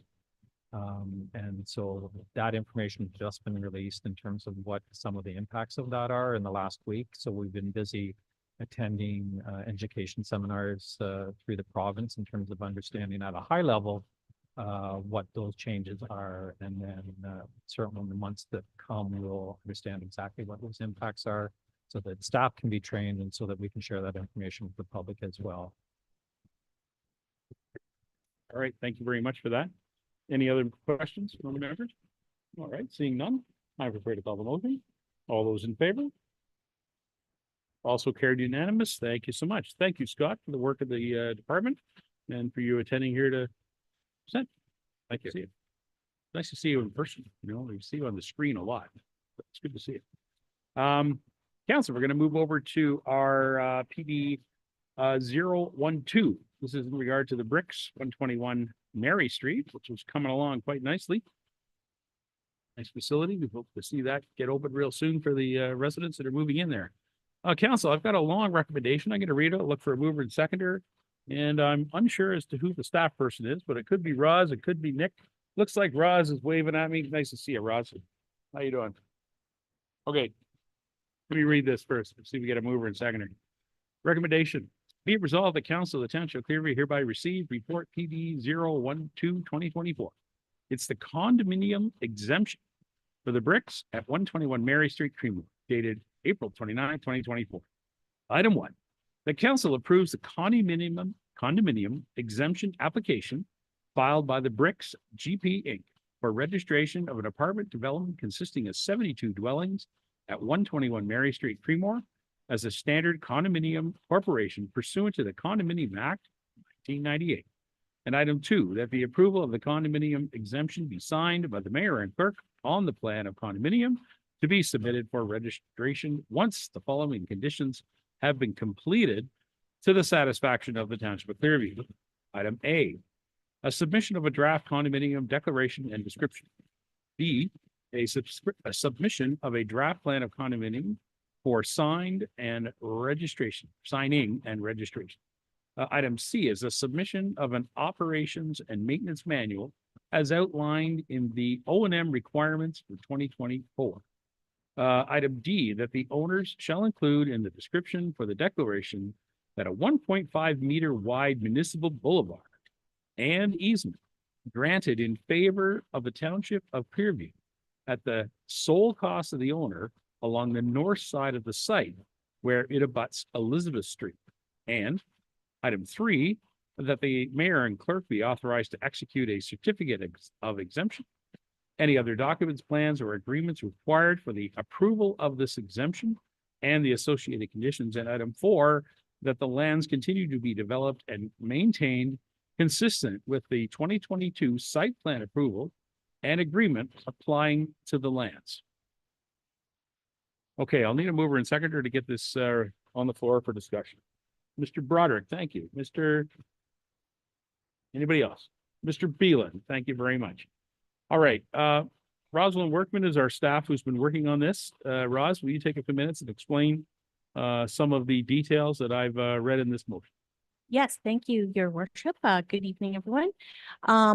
So as you alluded to, this is a property that has maybe been in council's minds and in their decisions over the years. It is a property that's been subject to several development applications. And in the past, and in particular, council may remember a zoning bylaw amendment application with a public meeting that was held in November of 2020. In addition, there was a site plan approval with an agreement, and that agreement has been registered on title June 20th of 2022. And as you alluded to, Mayor Measures, there is an active building permit currently on the site. So just what we're considering tonight is a condominium exemption application. And this is permitted under the Condominium Act, and also the Planning Act. And it's permitted provided that there's been consideration given to the provisions of certain sections of the Planning Act, particularly sections 51, 51.1, 51.2, and these all relate to subdivision creation or tenureship of land. If not all of the provisions within these sections have been addressed, then and they are missing, they can form a part of the condominium exception as a condition, and the condominium conditions would be addressed prior to the granting of the condominium exemption certificate. In this case, we are looking at 4 specific conditions, and I can just look at them again and highlight them for you. Condition 1 was a submission of a draft condominium declaration and description. Number 2 was the submission of a draft plan of condominium for signing and registration.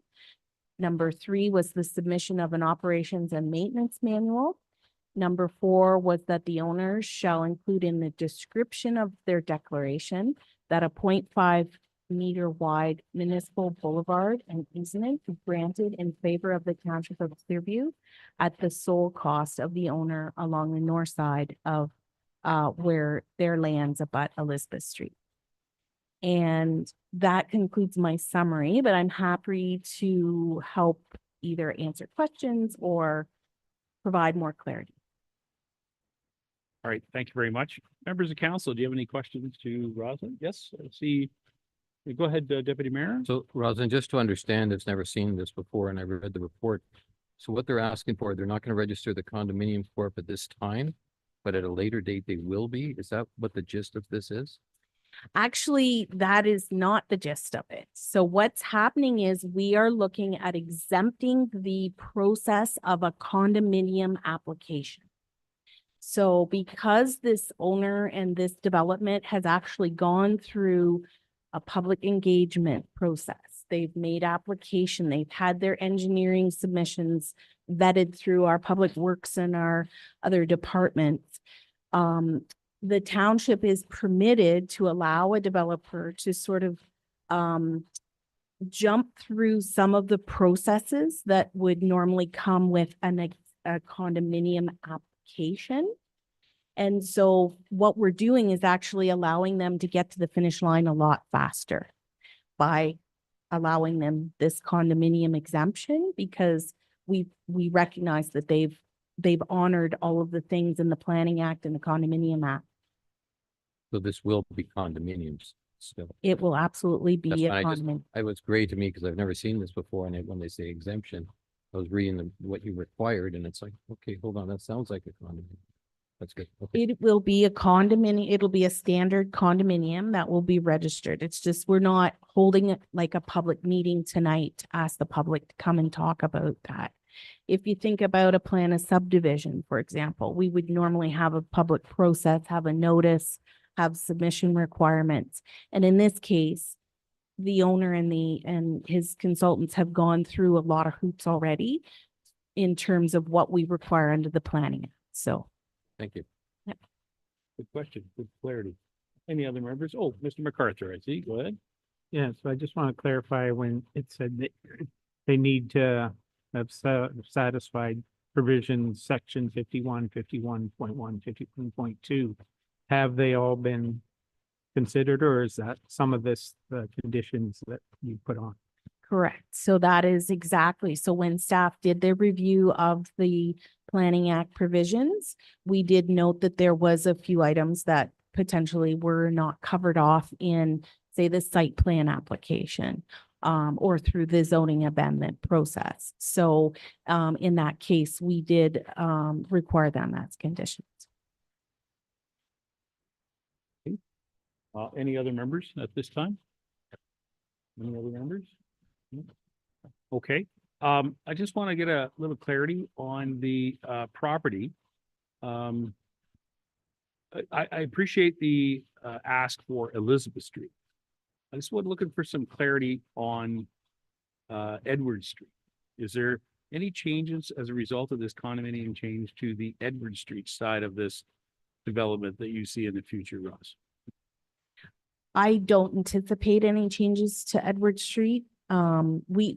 As part of the site plan approval process, we did actually take a road widening along Mary and also a site triangle. Yeah.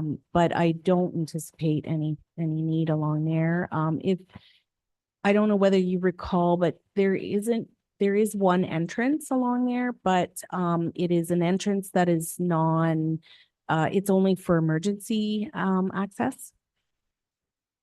And we would have considered Edward Street in this review as well, if and I'm saying we, meaning the other departments, Public Works or anyone, if they thought that was needed at the time.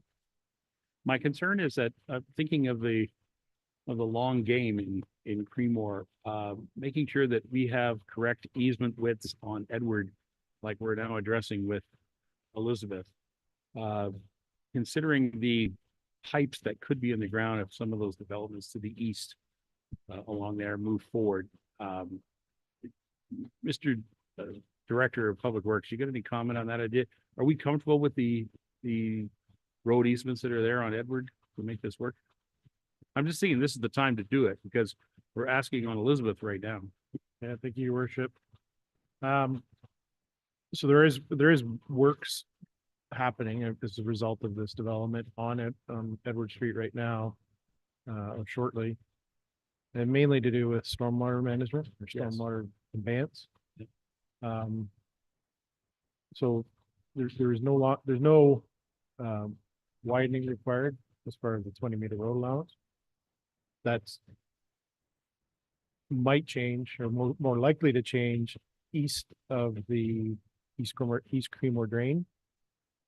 The East Creemore drain to the east handles a lot more of the flow. So If you recall, East Creemore Drain comes down to Edward Street and there's a split right there. There's a Right. split that takes some flow east and there's some flow south. So the East Creemore Drain to the east of the, sorry, Edward Street to the east of the East Creemore Drain will be a wider road allowance. Okay, we're not there yet. We haven't taken that road, but the 20-meter road allowance west of the East Creemore Drain would be sufficient enough size to handle all those services and utilities and whatnot. So Edward Street from Mary right through to approximately where the drainage, East Creemore Drain would be, is pretty well all an urban standard at this time. Is that correct?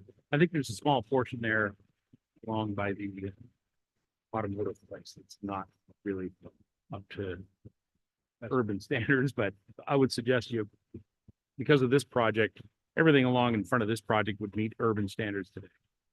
That's correct. And once you get to the east side of their development, it'll all be what we call urbanized, right by the county building there. Yeah.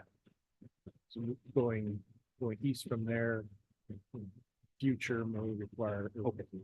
All right, I just want to be clear to make sure that, because, traffic studies often show that the roads get wider as you get closer to major intersections, and this intersection is getting busier. As soon as this building becomes fully occupied, it'll get even busier yet. So that's the main reason I was asking. All right, if we're comfortable with that. Thank you very much for your report there, Ross. I don't think there's any further questions. Council, I've got a motion in front of me with a mover and seconder. Nothing further. I'm prepared to call the motion. All those in favor? That carries unanimous. Thank you so much. All right. Well done. Now we have another report, PB 013, legal non-conforming status of a ground sign at 794047 County Road 124. Be it resolved, the Council of the Township of Clearview hereby receive report PB 013 2024 regarding a legal non-conforming status of a ground sign at 794047 County Road 124 dated April 29, 2024, and that council approve designation of the commercial ground sign located at 794047 County Road 124 as legal non-conforming and permit a maximum height of 6.71 meters for the proposed replacement sign. Is there a mover and seconder on the discussion? Mr. Broderick and the Deputy Mayor, thank you so much. Nick, I think that's yours. Thank you, Your Worship. Good evening, Nick. Good evening. Unfortunately, the author of the report isn't available tonight, but I'm here because I'm familiar with the site as well. If you recall, the lands are subject to a recent site plan approval that was granted in 2013 in September, which is for the Ultramar gas station in St. Hampton. So there is an existing pylon or ground sign located on the property.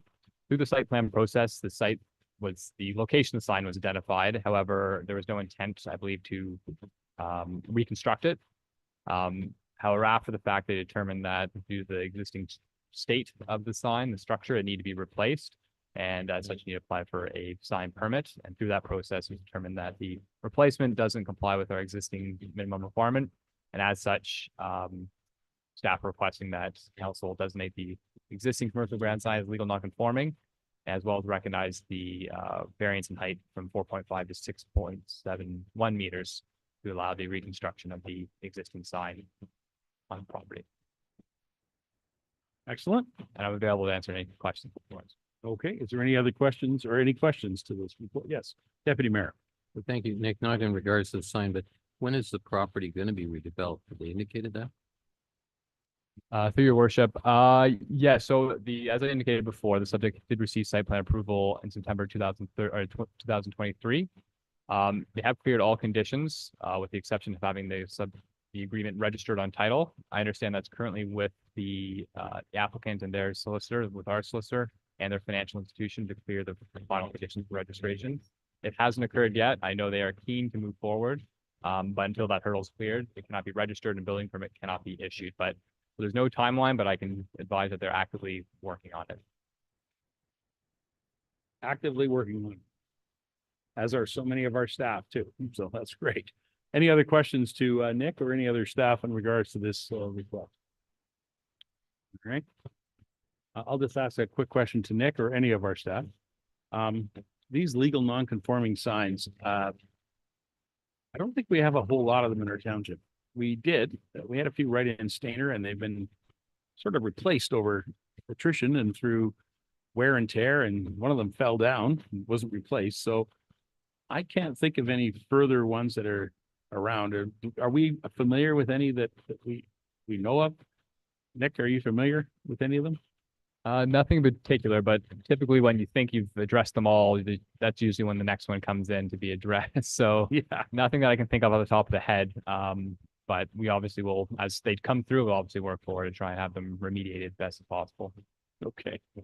I know our bylaw team are looking after it, so just asking the question. Members of council, we've got a motion in front of us with a mover and seconder. I'm prepared to call the motion. Those in favor? And that carries unanimous again. Thank you. Thank you, Nick and staff, for the work on these. All right, we've got another one here, which is an interesting one. The Bill 185, cutting red tape, building more homes, PB 014.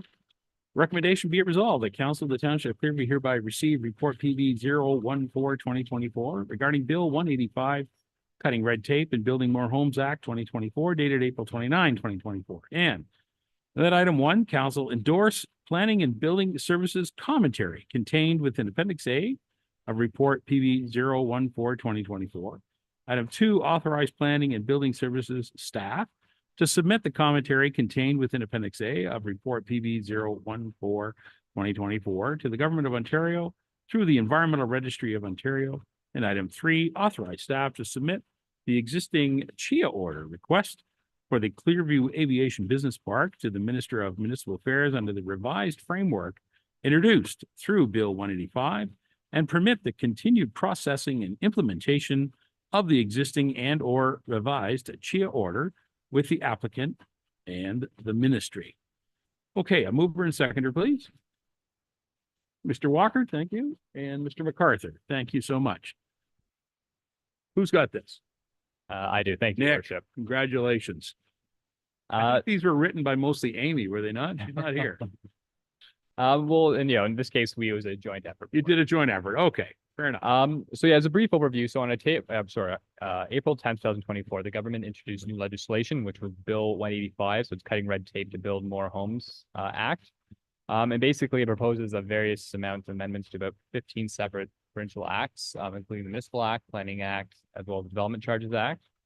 The stated intent of it was to build upon the government's previous actions to cut red tape with a variety of measures that will save people and business time and money by improving how people and business access government services, streamline municipal approvals, and reducing costs to build more homes, prioritizing infrastructure and housing projects ready to go, and enhancing consultation tools while providing certainty for once a decision is made, as well as building homes faster for more people.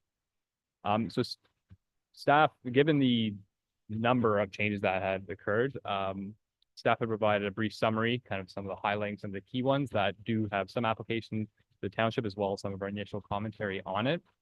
The province has provided a 30-day commenting period ending on May 10th. And basically that's what staff is hoping to submit to the province for authorization from council. And then you will note that there is additional third recommendation, which would be to authorize staff to resubmit an existing CHIA order to the province. So if you recall, council on March 11th, 2024 authorized staff to submit a formal request under the to the Minister of Municipal Housing Affairs, which was the Community Infrastructure and Housing Accelerator order. So staff or council previously authorized staff to proceed with that. However, under the current legislation, it's proposed there are proposed changes to the existing CHIA process. It's actually going to be removed, and in order not to duplicate the existing ministerial zoning order request process. So because it's being removed, we've asked that we resubmit the existing order so that it can be processed in a similar manner by the ministry without the applicant having to come back here to request the similar request, because it was previously authorized by council on March 11th. And then I wasn't sure, since there were so many different changes, if committee members, or sorry, council members wanted a brief overview of some of the kind of key items, or if there's any specific questions that you had about any of the proposed changes. Nick, there's an awful lot of material here, so let's see how this goes. Thank you. I see the deputy mayor's got his hand up. Is there anybody else? Go ahead, deputy mayor. Thank you, Nick. It was very interesting reading the comparables of proposed and comments on. The one that really stuck out is use it or lose it. Can you speak about that, please? Because we've talked about that a few times in council already.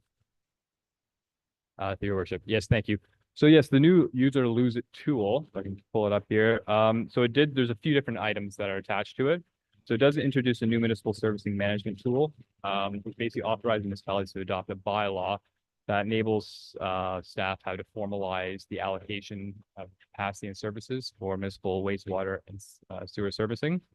The idea is that if final allocation has been granted for development and doesn't proceed in a certain amount of time, that we be able to revoke that allocation and give it to a service area or development that is ready to go. So that allows municipalities to implement a bylaw to allow that process to occur. In addition, the use it or lose it does also impose mandatory lapsing conditions as well. So it does for draft plan approvals as well as draft plans of condominium. So our municipality has always included lapsing provisions in all our draft plan approvals. So there's no change to us, but it is mandatory now. So it's very clear to anyone coming forward that they will be imposed or are imposed. One additional change is that they actually do apply to site plan approvals now.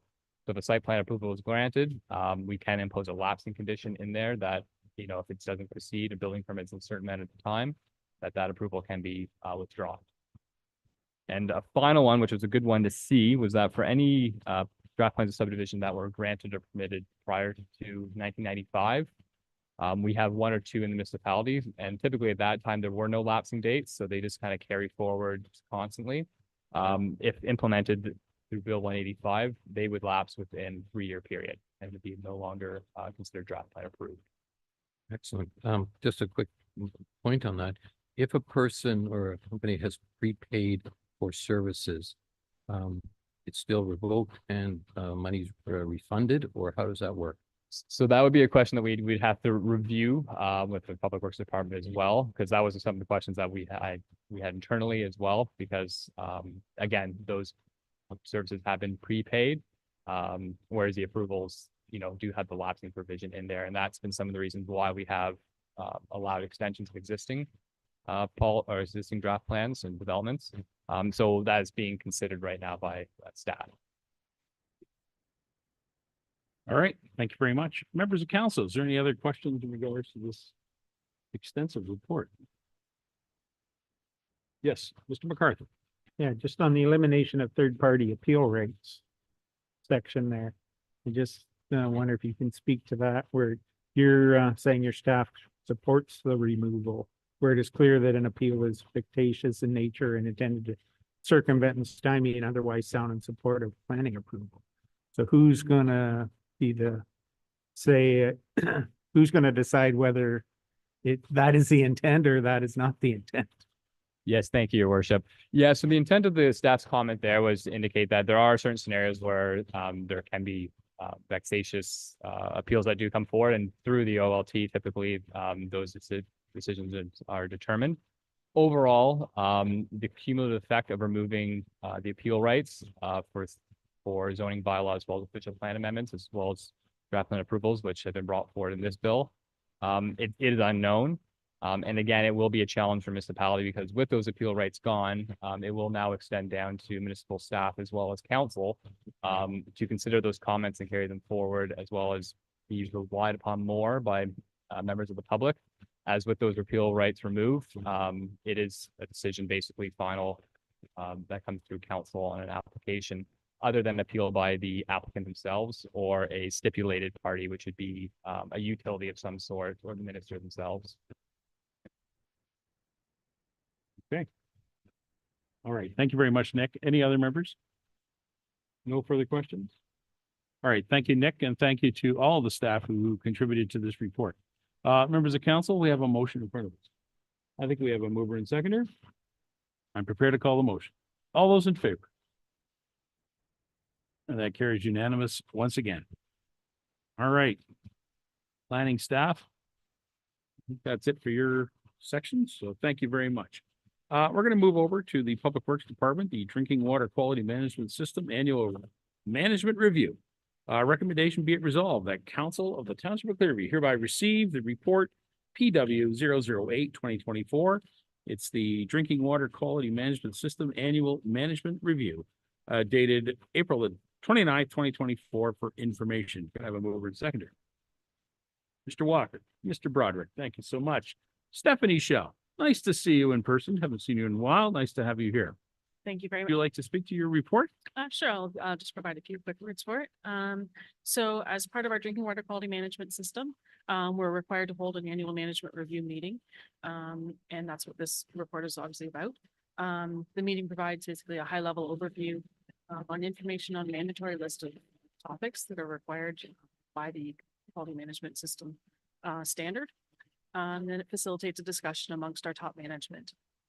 And then which helps contribute to our continual improvement of the quality management system itself. The report for you tonight is just a summary of that meeting. It was held on March 22nd and it covered the activities of 2023. So I'm just here if there's any questions about that. All right, excellent. Members of council, do you have any questions to Stephanie on this report? Members of council? No? Okay. Stephanie, this is a quiz. Who is the owner of the drinking water system? That would be yourselves as council. Thank you very much. Who is the management that makes up the management committee of the drinking water report?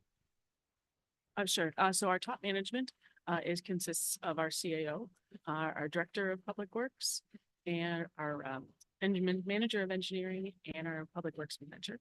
And then sitting on the committee as well is myself as the quality management system representative and our water and sewer foreman.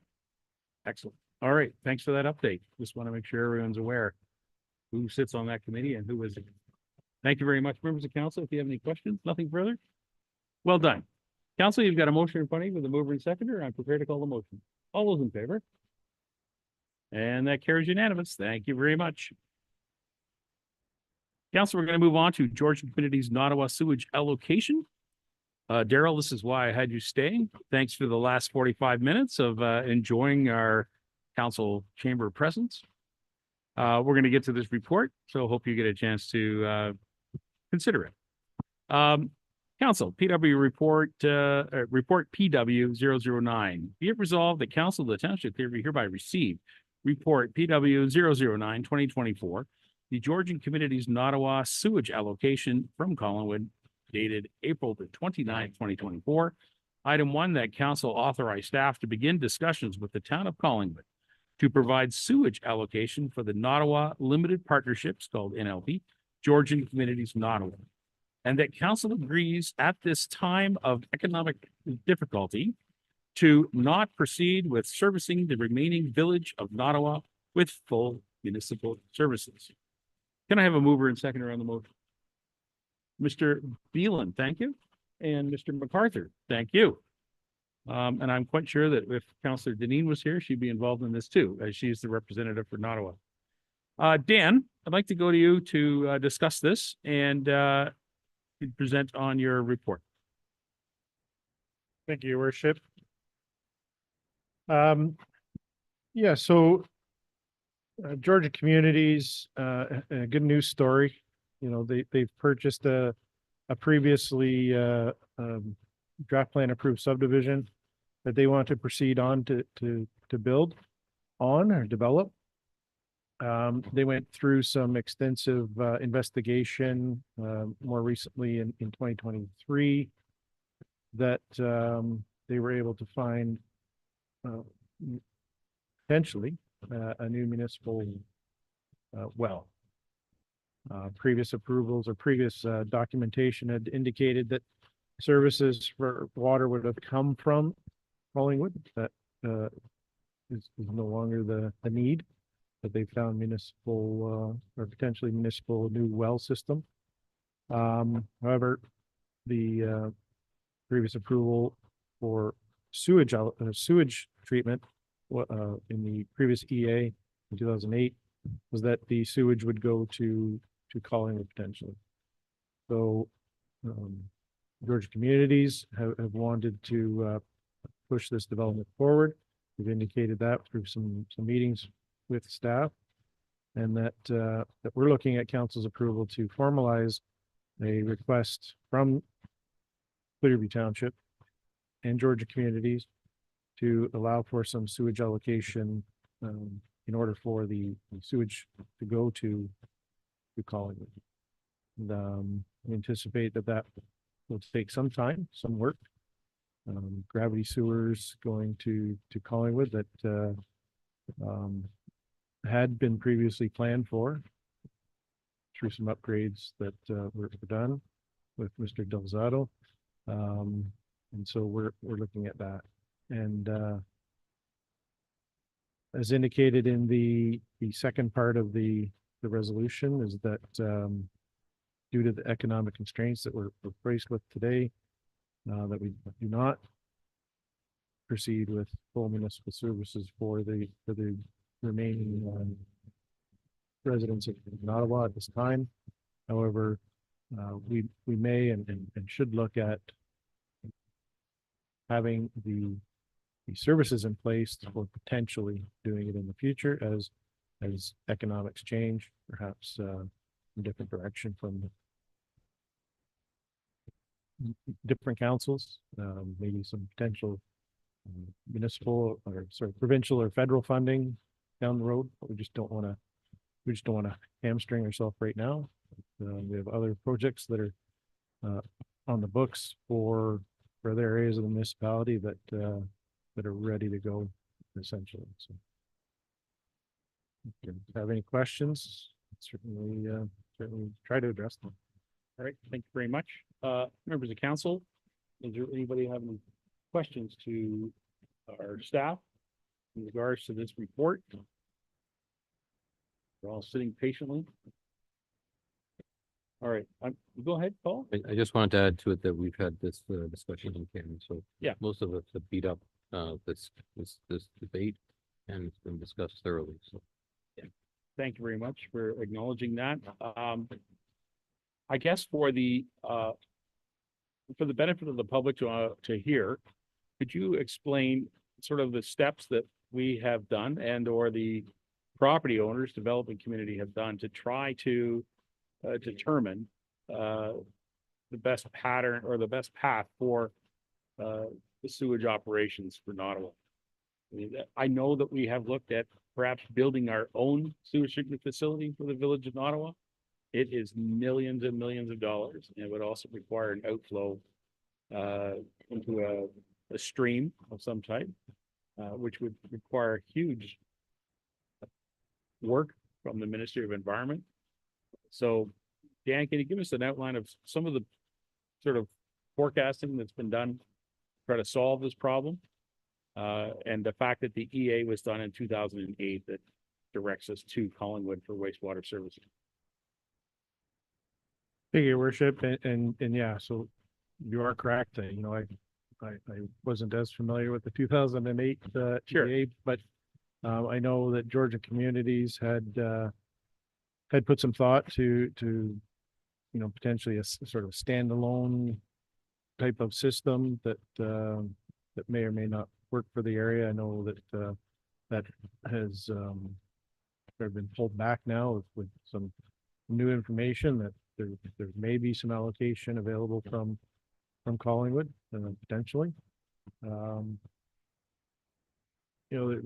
Other than treating it ourselves and dumping the effluent into a creek of some sort of body of water, really is no other option. I guess that's the point I was trying to make in my long question to you, is that everything has been examined on this for a long time. And the best option is to connect to a system that has effluent going directly into Georgian Bay through proper treatment, obviously. Whereas using our streams that we have in and around the village in Ottawa, the flow of those streams is limited to actually allow the effluent to move downstream. So it's really a challenge in Ottawa for sewage treatment. for sure. That was my commentary. Anyway. Is that okay with you? Absolutely. Again, I've been on council since 2006, council. I've been dealing with these questions from Ottawa for a long, long time. I do feel for Councillor Deneen, who's not here tonight. Since our publishing of our agenda, I've had several calls about it, stopped at the end of my driveway. People stopped me at the hockey game, to talk about it. So it continues to be an ongoing discussion for the entire village in Ottawa, which is outside of the work that the development committee is doing, because this issue continues to surface. And this is a significant decision that we're having to make to not proceed with the servicing of the remainder of the village at this time. Mainly because of economic reasons and frankly, the cost of it.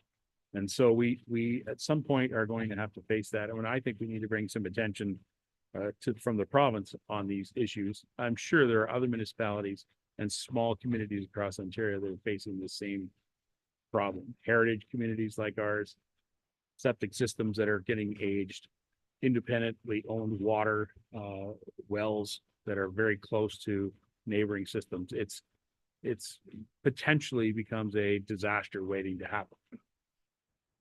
Not saying that is happening, because I also trust that people are getting their water tested correctly. Deputy Mayor, as to your motion earlier tonight. And I know that they are. So that's just my commentary. Members of council, is there any other questions? Nothing? All right. Thank you very much, Dan, for the work on this. Madam Clerk, I just want to clarify the motion as written. It does have a little friendly amendment we added. I'll reread the last item again, which says item number 2, the council agrees due to economic reasons at this time to not proceed with servicing the remaining village of Nottawa with full municipal services. Correct? That was the agreed upon amendment. That was an in-camera amendment, so I'm bringing it forward at this time. Members of council, you've heard the motion in front of you. I have a mover and seconder. I'm prepared to call the motion. All those in favor? That'll carry unanimously. Thank you. The saga continues from Ottawa. All right. Thank you, Daryl, for hanging out. And, Daryl, in all frankness, this is why I wanted to have a talk about DCs, So thank you. All the best. Going to move over to legislative services. I think there are 2 items here. Thank you. First one, LS 015-2024, Council Professional Development and Discretionary Expenses Policy. I'll read the motion. Look for a mover and seconder. Be it resolved, the Council of the Township of Clearview hereby receive report LS 015-2024, Council Professional Development Discretionary Expense Policy dated April 29, 2024. Item 1, Council approve the updated Council Professional Development Discretionary Expense Policy as attached to Appendix B of this report. And that item 2, the policy come into effect upon approval, replacing the previous council conference, convention, and seminar attendance expense policy. Mover and seconder, Mr. Walker, Mr. Broderick. All right. Is this the clerk or the deputy, or who wants to handle this? The clerk. Thank you. Thank you, Your Worship. It's actually a joint report between myself and our Treasurer Director of Finance. Yes. This policy is to update a policy from 2011 that solely kind of recognized council expenses as it related to conferences and seminars. Over the past 13 years, some items have changed, especially through the Municipal Act in regards to accountability and transparency guidelines that we're supposed to add within our policies. That was added in 2019. So we did a review, and our main portion of this is that we have been following this expense policy in practice, but we just needed to make the actual updates in our new updated policy, especially regarding discretionary spending with public relations. So council is invited to many different events, public relation items, and so they have discretionary spending in that form and fashion. So if council has any questions, we're more than happy to answer them. All right, members of council, do you have any questions?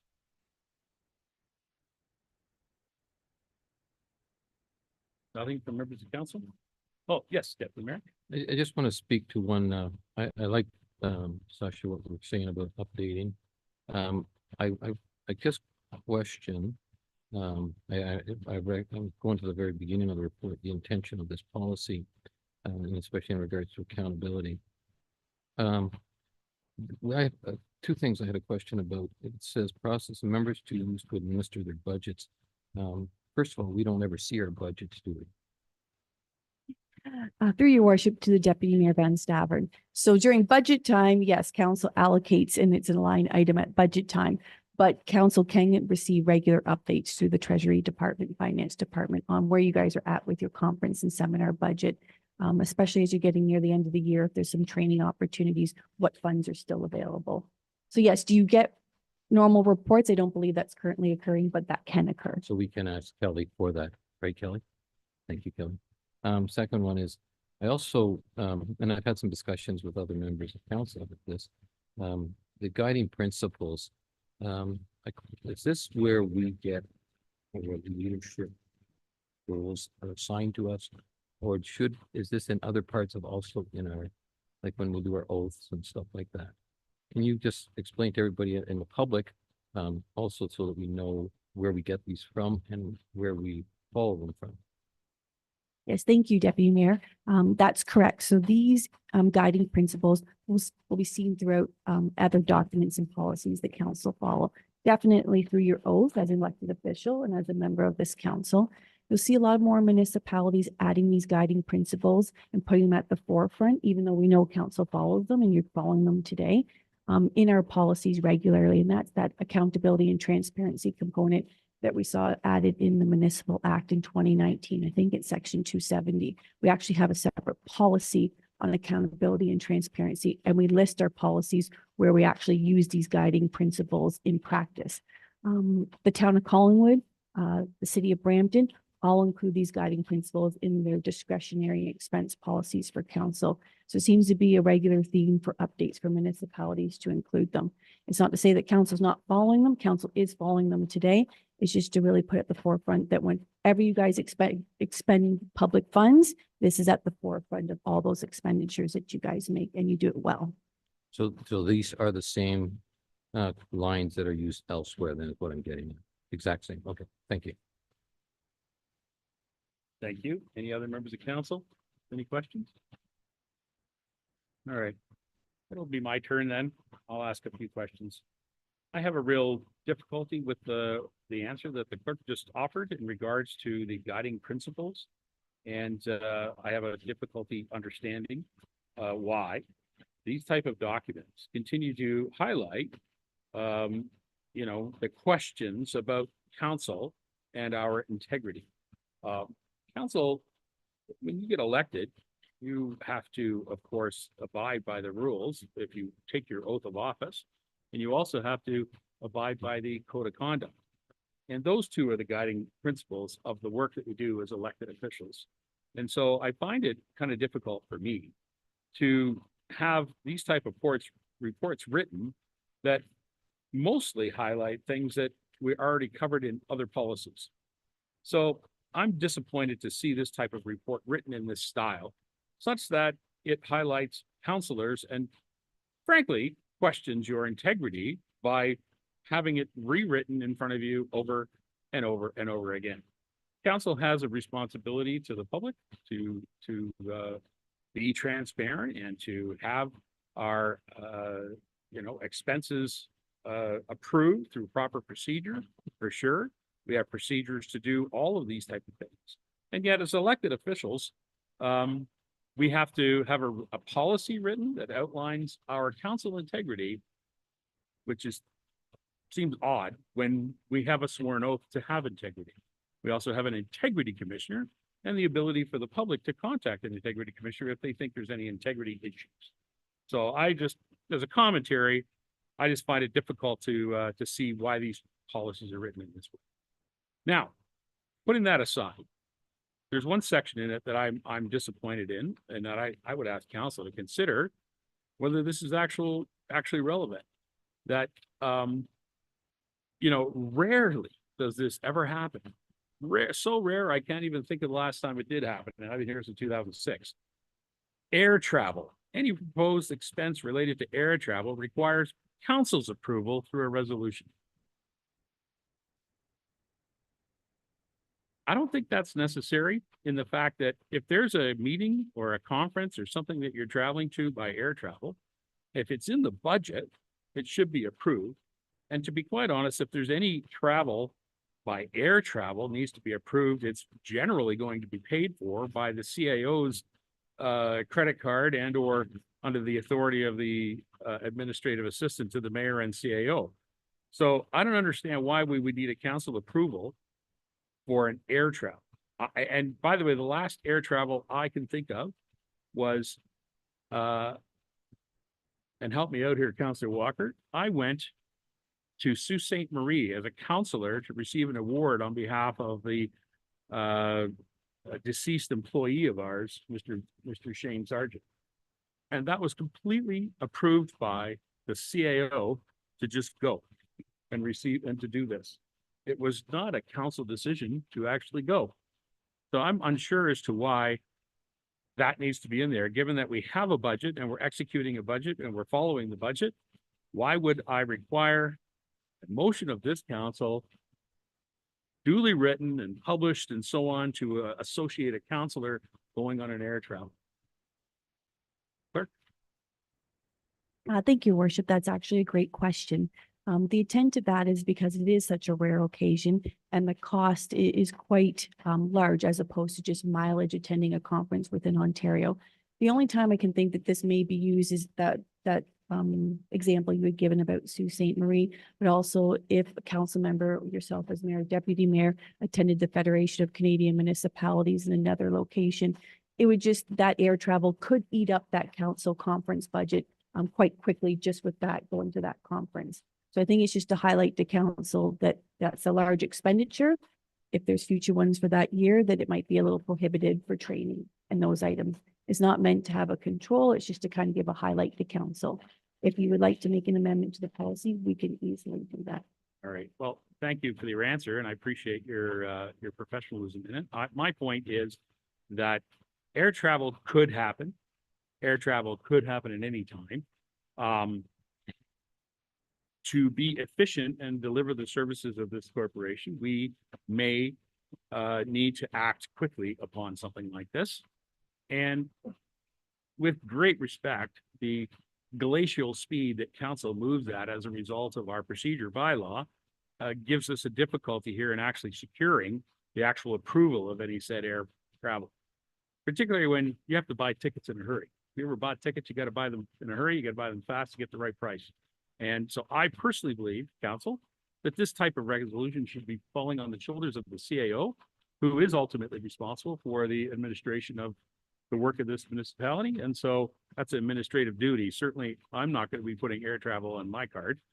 So council, I'd ask for any consideration on that. Mr. Deputy Mayor, you were flashing the card.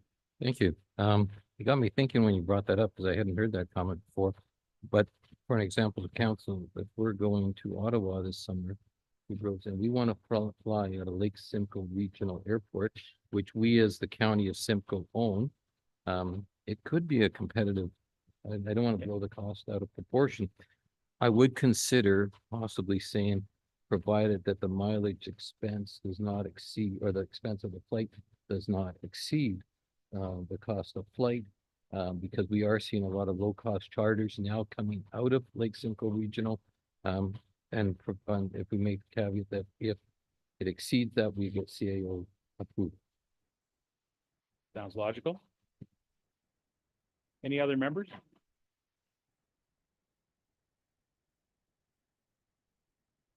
Members, I'm gonna have to pass the chair. Okay, go ahead, Marty.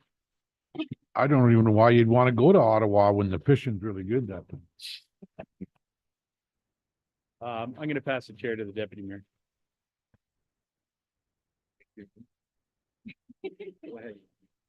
Mr. Chair, I'd like to make an amendment to this motion that the section regarding, well, it's on page 6 in regards to air travel. It currently says any proposed expense related to air travel requires council's approval through a resolution.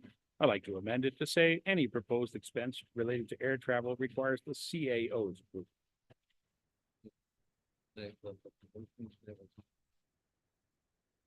Just one moment. I'm wondering if it would be more efficient to refer the policy back to staff with these amendments so we can bring it forward for council to see the changes once more. We can bring it to the next meeting of council. I could do that. do I need to have direction of council to ask the staff to do that? Chair? I will refer that to the clerk, but I don't believe we will. We will just, Yeah, it would be a motion to refer, and then we would outline the amendments in that motion to refer. I just want the opportunity for council to see the changes that we've made and one more last time before you approve it, just in case there's some more amendments. that acceptable to you, Your Worship? It will be, because I do have one other amendment. Okay, would you like to discuss that amendment at this time? Sure, thank you, Mr. Chair. The other point, Paul, you did bring it up when you're at the point of discussion, and that is regards to the budgets. Your answer, Madam Clerk, is correct. Council does set the budget. Council sees the numbers that are applied through the administration budget, which is part of the council budget. The challenge here is that council does not have access to see where we are. And as you highlighted, we could ask the clerk for that, or sorry, the treasurer for that information. I think that I would like to point out that we have accessible to us as elected officials, the assistant to the mayor and CAO, who of course should have access to that information on our behalf. And so I would suggest you, while you as counselors can call up Kelly, it's actually not the procedure we're supposed to do. As elected officials, we're not supposed to be bothering our senior staff, although they are very friendly and they do take calls. And by the way, she has the best candies in her office. So my thought is, because our procedure is to go through the CAO, that we go through the administrative assistant to the CAO to achieve any of these type of reports regarding our ongoing budgets for our individual travel and or expenses. So that would be my recommendation as an amendment to the to this report. Mr. CAO? Sorry. Your I'll Honor, that to the chair. thank you, Your Worship. Mr. CAO, would you like to comment on those requests? Yeah, thank you, Deputy. I understand why, why the mayor would like to do that, but it'll probably have to go directly through me. And then I can ask Suzette to gather that information. That's the only, correction I'd make in that particular instance. The mayor would be entitled to that information, but I would be subject to directing Suzette to find that information, or directly from Kelly, and we'd make sure that the mayor would get that information. Thank you for your comment. Your Worship, did you wish to respond to that at all? Nope, that sounds fine. I look forward to the updated report.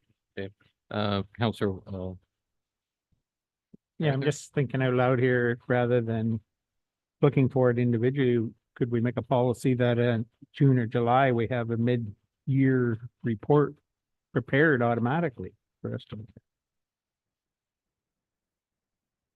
okay, I'd ask Kelly, would you like to respond to that? Because it would be your bailiwick to keep these guys in line.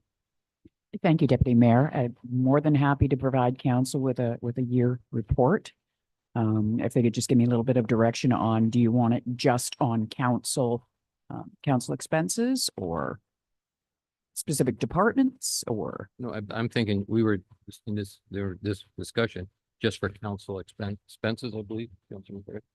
Yeah, just for what we're discussing in this policy. Absolutely. Okay. Your Worship? I do have one other item, and thank you for that discussion. Thank you, Kelly. In here, I just can't find it right this second because I forgot to highlight it, but it did say something about internet is not covered as a expense. And yet, internet has become more and more and more of our responsibilities.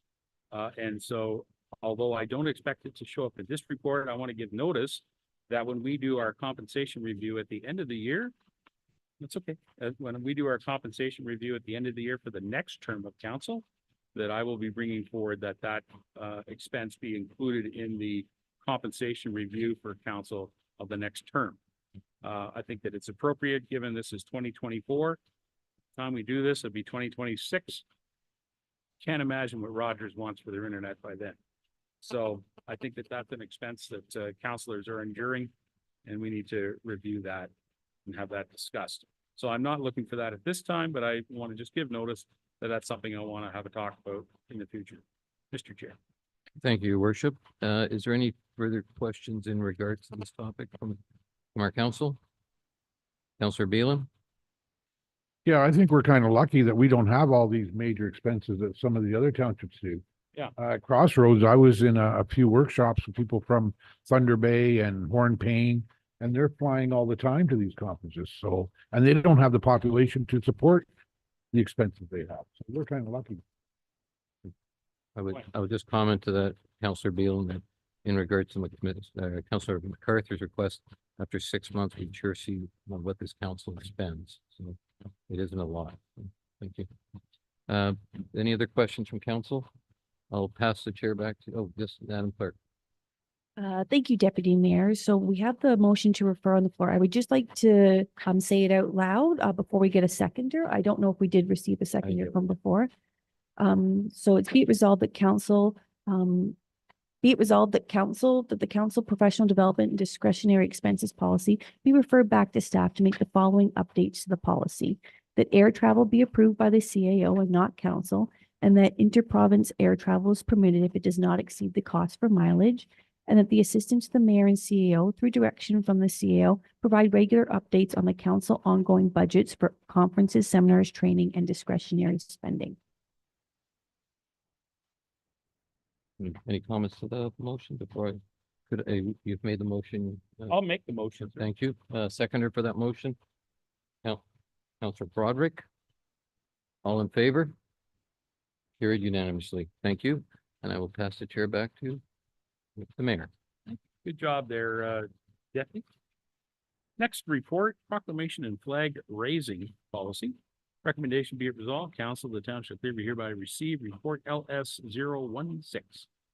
The proclamation and flag raising policy dated April 29, 2024. And item 1, the council approve the proclamation and flag raising policy as attached to Appendix A to this report. Can I get a mover and seconder on this recommendation? Mr. Broderick, thank you. And Mr. Walker, thank you so much. All right, go ahead there, Madam Clerk. I think this is your report too. Thank you, Worship. Actually, this is the deputy clerk's report, so I'll let her do her summary. Sorry, yes. All right, thank you, Your Worship. So council is aware that the township currently receives proclamation and community flag raising requests from various organizations and community groups that help raise awareness on their initiatives. So this policy is basically already in place in some form or fashion. But it's been drafted by the clerk's department with input from the CEO's office, as well as the communications and marketing coordinator, just to help streamline the process and establish some guidelines for the requesters to follow. It outlines eligibility criteria, the application process, evaluation criteria, and which department is responsible for what, and the approval process. If council has any questions, Sasha has any questions. Excellent. Thank you very much for your comment. Members of the council, is there a question? Paul, you've got your hand up. Go Yeah. ahead. Thank you, Your Worship. I did have a conversation with Sasha prior to this meeting, and I think I agree with her, but it's a well-written, it's got the right direction, what we're trying to accomplish. The only thing we're missing on this is a policy for flag lowering. If those noticed recently, we lowered the flag for the passing of former Prime Minister. I think we need a policy on who's eligible, how long we're eligible, and stuff like that. So it's another one of those comments or questions. Should we defer this at this time and we get some more input from our council prior to doing this, but I think it's something that we include in the same motion. Thank you. I highlighted the word raising. Thanks for mentioning that. Very good. Council, is there any other questions? All right, I've got a few questions. I want to point out that the report highlights very clearly, and I thank the deputy clerk for that the current policy that we use, that the proclamations and flag raisings go through the mayor's office. To be quite honest, it's been working very well. I find that my relationship with our administrative assistant and the community have been really works well for flag raisings and or proclamations. Just so you know, we received several proclamation requests that come in by email that are requests from organizations looking for a proclamation or a congratulatory letter for someone or something for that matter. Those things are all handled through the administrative assistant and through my office. And to be honest, it's working well. So I appreciate why the clerk's department wanted to write this up, because when they looked through their policy manual, they didn't have an actual policy on it. But that's okay, it's working well. So I think that the point that's in this policy is that the clerk's department are pointing out that the policy needs to be managed by the clerk's department. But I'd like to point out that this is a community function doing all of these community works, community flag flying, community proclamations. All of this work is being done by the office of the mayor and the administrative assistant of the mayor and CAO. And I think that sort of in a system in the light of what's not broke, why try to refix it? I'm not sure why the clerk's office want to take on more responsibility by moving this over to their desk. My recommendation is that this report does need to go back for a consultation and review, given that, again, the system's working and that the recommendation from the actual policy says that the clerk's office should be taking over this and managing the entire process. So I did a little research on the old, municipal act. Nowhere does any of this stuff covered. It's not covered in the municipal act. So to be honest, I think we're doing the best for our community by continuing to do what we're doing. Flag raisings are critical to a lot of organizations, whether they be service and social organizations. And to answer your question, Deputy, about who gets or what flags get raised and so on, certainly council has every opportunity to review a decision or a proclamation, that comes out of the mayor's office and the administrative assistant, because I often and many times will share that information with you simply by an email to advise you that there's a flag raising on this date being scheduled. Please come. And if you have a question, you can ask. And if you don't know or disapprove of it, send it to the clerk and ask the clerk to put it on the agenda so we can have a talk about it here at this meeting. So that's why I think this needs to go back and have some real work done on it that demonstrates that not just me as the mayor, but the work of the administrative assistant, the work that the office does, because the mayor who will be after me will also be doing these things quite surely. And so I think that it clearly shows that the public look to the mayor's office for this type of support. And so I think that this whole recommendation of this policy just needs to be retuned to have it address the mayor's office. So I would look for a motion to have this move. Yes, ma'am. Would you like to speak? Okay, go right ahead. Please do. Thank Running you. out of water. Thank you, Your Worship. The intent is not to add more work to the clerk's department. We just thought we would be the best first point of contact because when submissions are made to clerks@clearview.ca, it goes to 4 people. So regardless if someone's on holidays or away, that proclamation or flag raising request still gets to somebody. If the assistant to the mayor is on holidays, they would just get a return email. So it's just more of a way to administratively move things along. If you see from the first part that requests go to the clerk's office, the next sentence is the clerk's office will distribute the request to the mayor's office. We're just the first point of contact because there's somebody always answering our emails and we can efficiently say, yeah, that one hasn't gone to council. Here, assistant to the mayor and mayor measures, you can move forward with the policy. Just a first point of contact, not to take away from the good work that your office does and your assistant assists with. All right. I like to debate with my counselors, not with my staff, but I would like to point out that we could ask for a simple audit of the number of requests that come in through the mayor's office versus those that come to the clerk's office. And I would be very shocked to see yours exceeding those of the mayor's office. So that's why my point is that this is already working well. This is already working well. I'm not sure why you think that the first point of contact would be the clerk's office when respectfully, the public look to the members of this council table as the face and voice of the community. They don't necessarily look to the clerk's office. I'm saying that respectfully, please, because I know your roles are very, very important to the operation of our municipality, but these flag raisings and these proclamations, council, are community-based work things, requests. These are not administratively based requests. These are community-based requests. And that's who we represent, in my opinion. So further, I'd like to ask that this be reviewed before we pass an official policy. And in the interim, I would continue to ask people to contact the mayor's office for proclamations and flag raisings. Council? Yes. I think it's reasonable. We'll look at it in terms of, I don't know, I've asked a request that we include the flag lowering in this policy, so we can do a quick review to see if, ask the clerk to see if we can polish it a bit, that we keep the alignment of this council's wishes. Thank you. I think I have a motion on the floor to have it deferred. Is that right? Yes. I'm sure, because nobody actually said it, so I'll just say it. The I deputy did mayor say that. did, Oh, yes. good. We just need a seconder. Deputy. Is there a seconder on this? Thank you, Mr. MacArthur. Any questions on the deferral or anything else you want to add? Council, this is your opportunity to speak on these important issues. Yes. Oh, there you are. Sorry. Sasha was leaning over. I do think though that it is important that we do have some type of a policy in place. Yep. Previous mayors have not wanted to be as involved as you are. So I'm also thinking down the road, you may also get mayors that don't want to be as involved in this type of public process.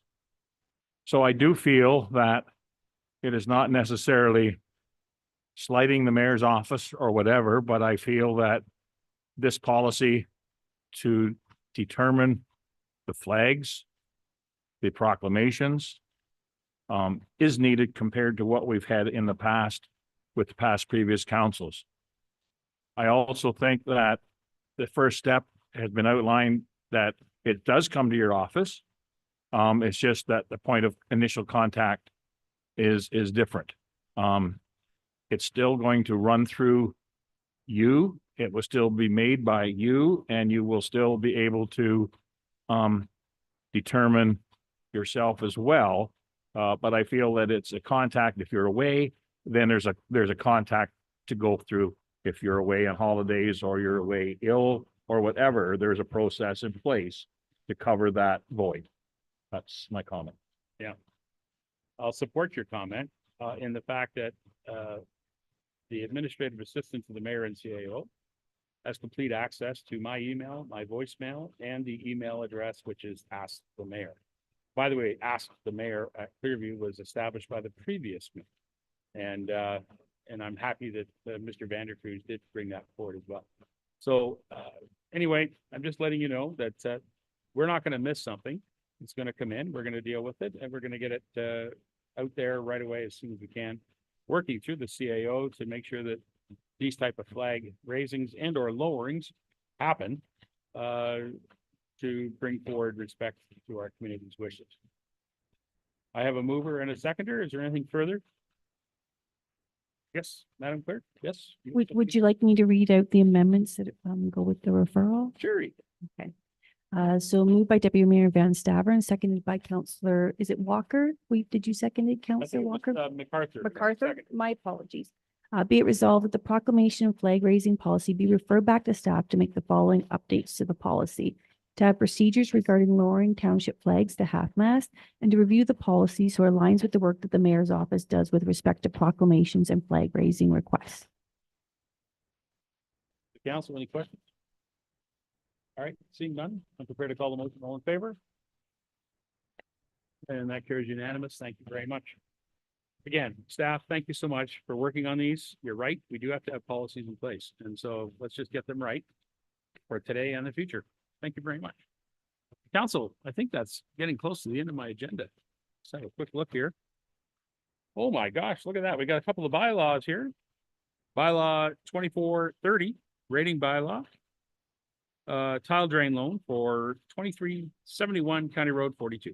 Recommendation be it resolved bylaw 2430, being a bylaw to impose special annual drainage rates on land in respect of which money is borrowed under the Tile Drainage Act, be presented and read a first, second, and third time, finally passed the 29th day of April 2024. Can I have a mover and seconder on the bylaw? Yes, Mr. MacArthur and Mr. Broderick. Thank you so much. Any questions? Seeing none, I'll call the motion. All in favor? And the bylaw carries unanimous. Thank you. Council, Mr. Beelan has a notice of motion in regards to replacement of stop signs or placement of stop signs. What is it? Concession 734 and concession 934. That will come to our council meeting on May the 9th, so that's a few weeks out. Look forward to that discussion. Thank you, Councillor Beelan.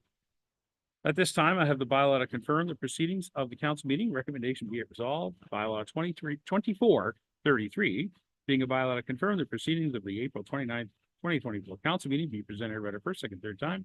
Finally passed the 29th day of April 2024. Mr. MacArthur, or sorry, Mr. Van Stavert. And I'll go with Mr. MacArthur too. You've heard the bylaw. All in favor? Thank you. That carries. And I'll go to the motion to adjourn. Before I do, as I mentioned before, I want to mention this Saturday is a big day here in Clearview Township. The council chambers, of which has been renovated and looking really good, and lots of banging and machines and saws and all types of work going on in that facility, is nearing completion. And so we are going to have a coffee with council event on Saturday at 10:30. I think we're going to open the doors around 10 o'clock actually, but come on over for a coffee, chat with your members of council. I think that the MPP, Brian Saunderson, is going to drop by and say hello as well. He told me he's going to come by. Members of the public are encouraged to come by and see the accessibility renovations that we've done in the chambers, and also some of the technology changes. Many of our staff are going to be present, so please drop by Saturday around 10:30. And then following that, we're all going to march together just like a bunch of stormtroopers, because it is May the 4th. May the 4th be with you, down to the duck races, which will be at the Centennial Park. We'll look forward to that as well to help celebrate with the community and the Kinsmen at the Kinsmen duck races. So big day on Saturday here in Clearview Township. I look forward to seeing you all there. And let's see here. Recommendation, we have the adjournment, which will be at 8:09 p.m., which is one of our later meetings that we've had this year. Let's see, Mr. Broderick, thank you. Mr. Walker, thank you. Council meeting adjourned. All in favor? There we go. That carries. Thank you so much. Good night.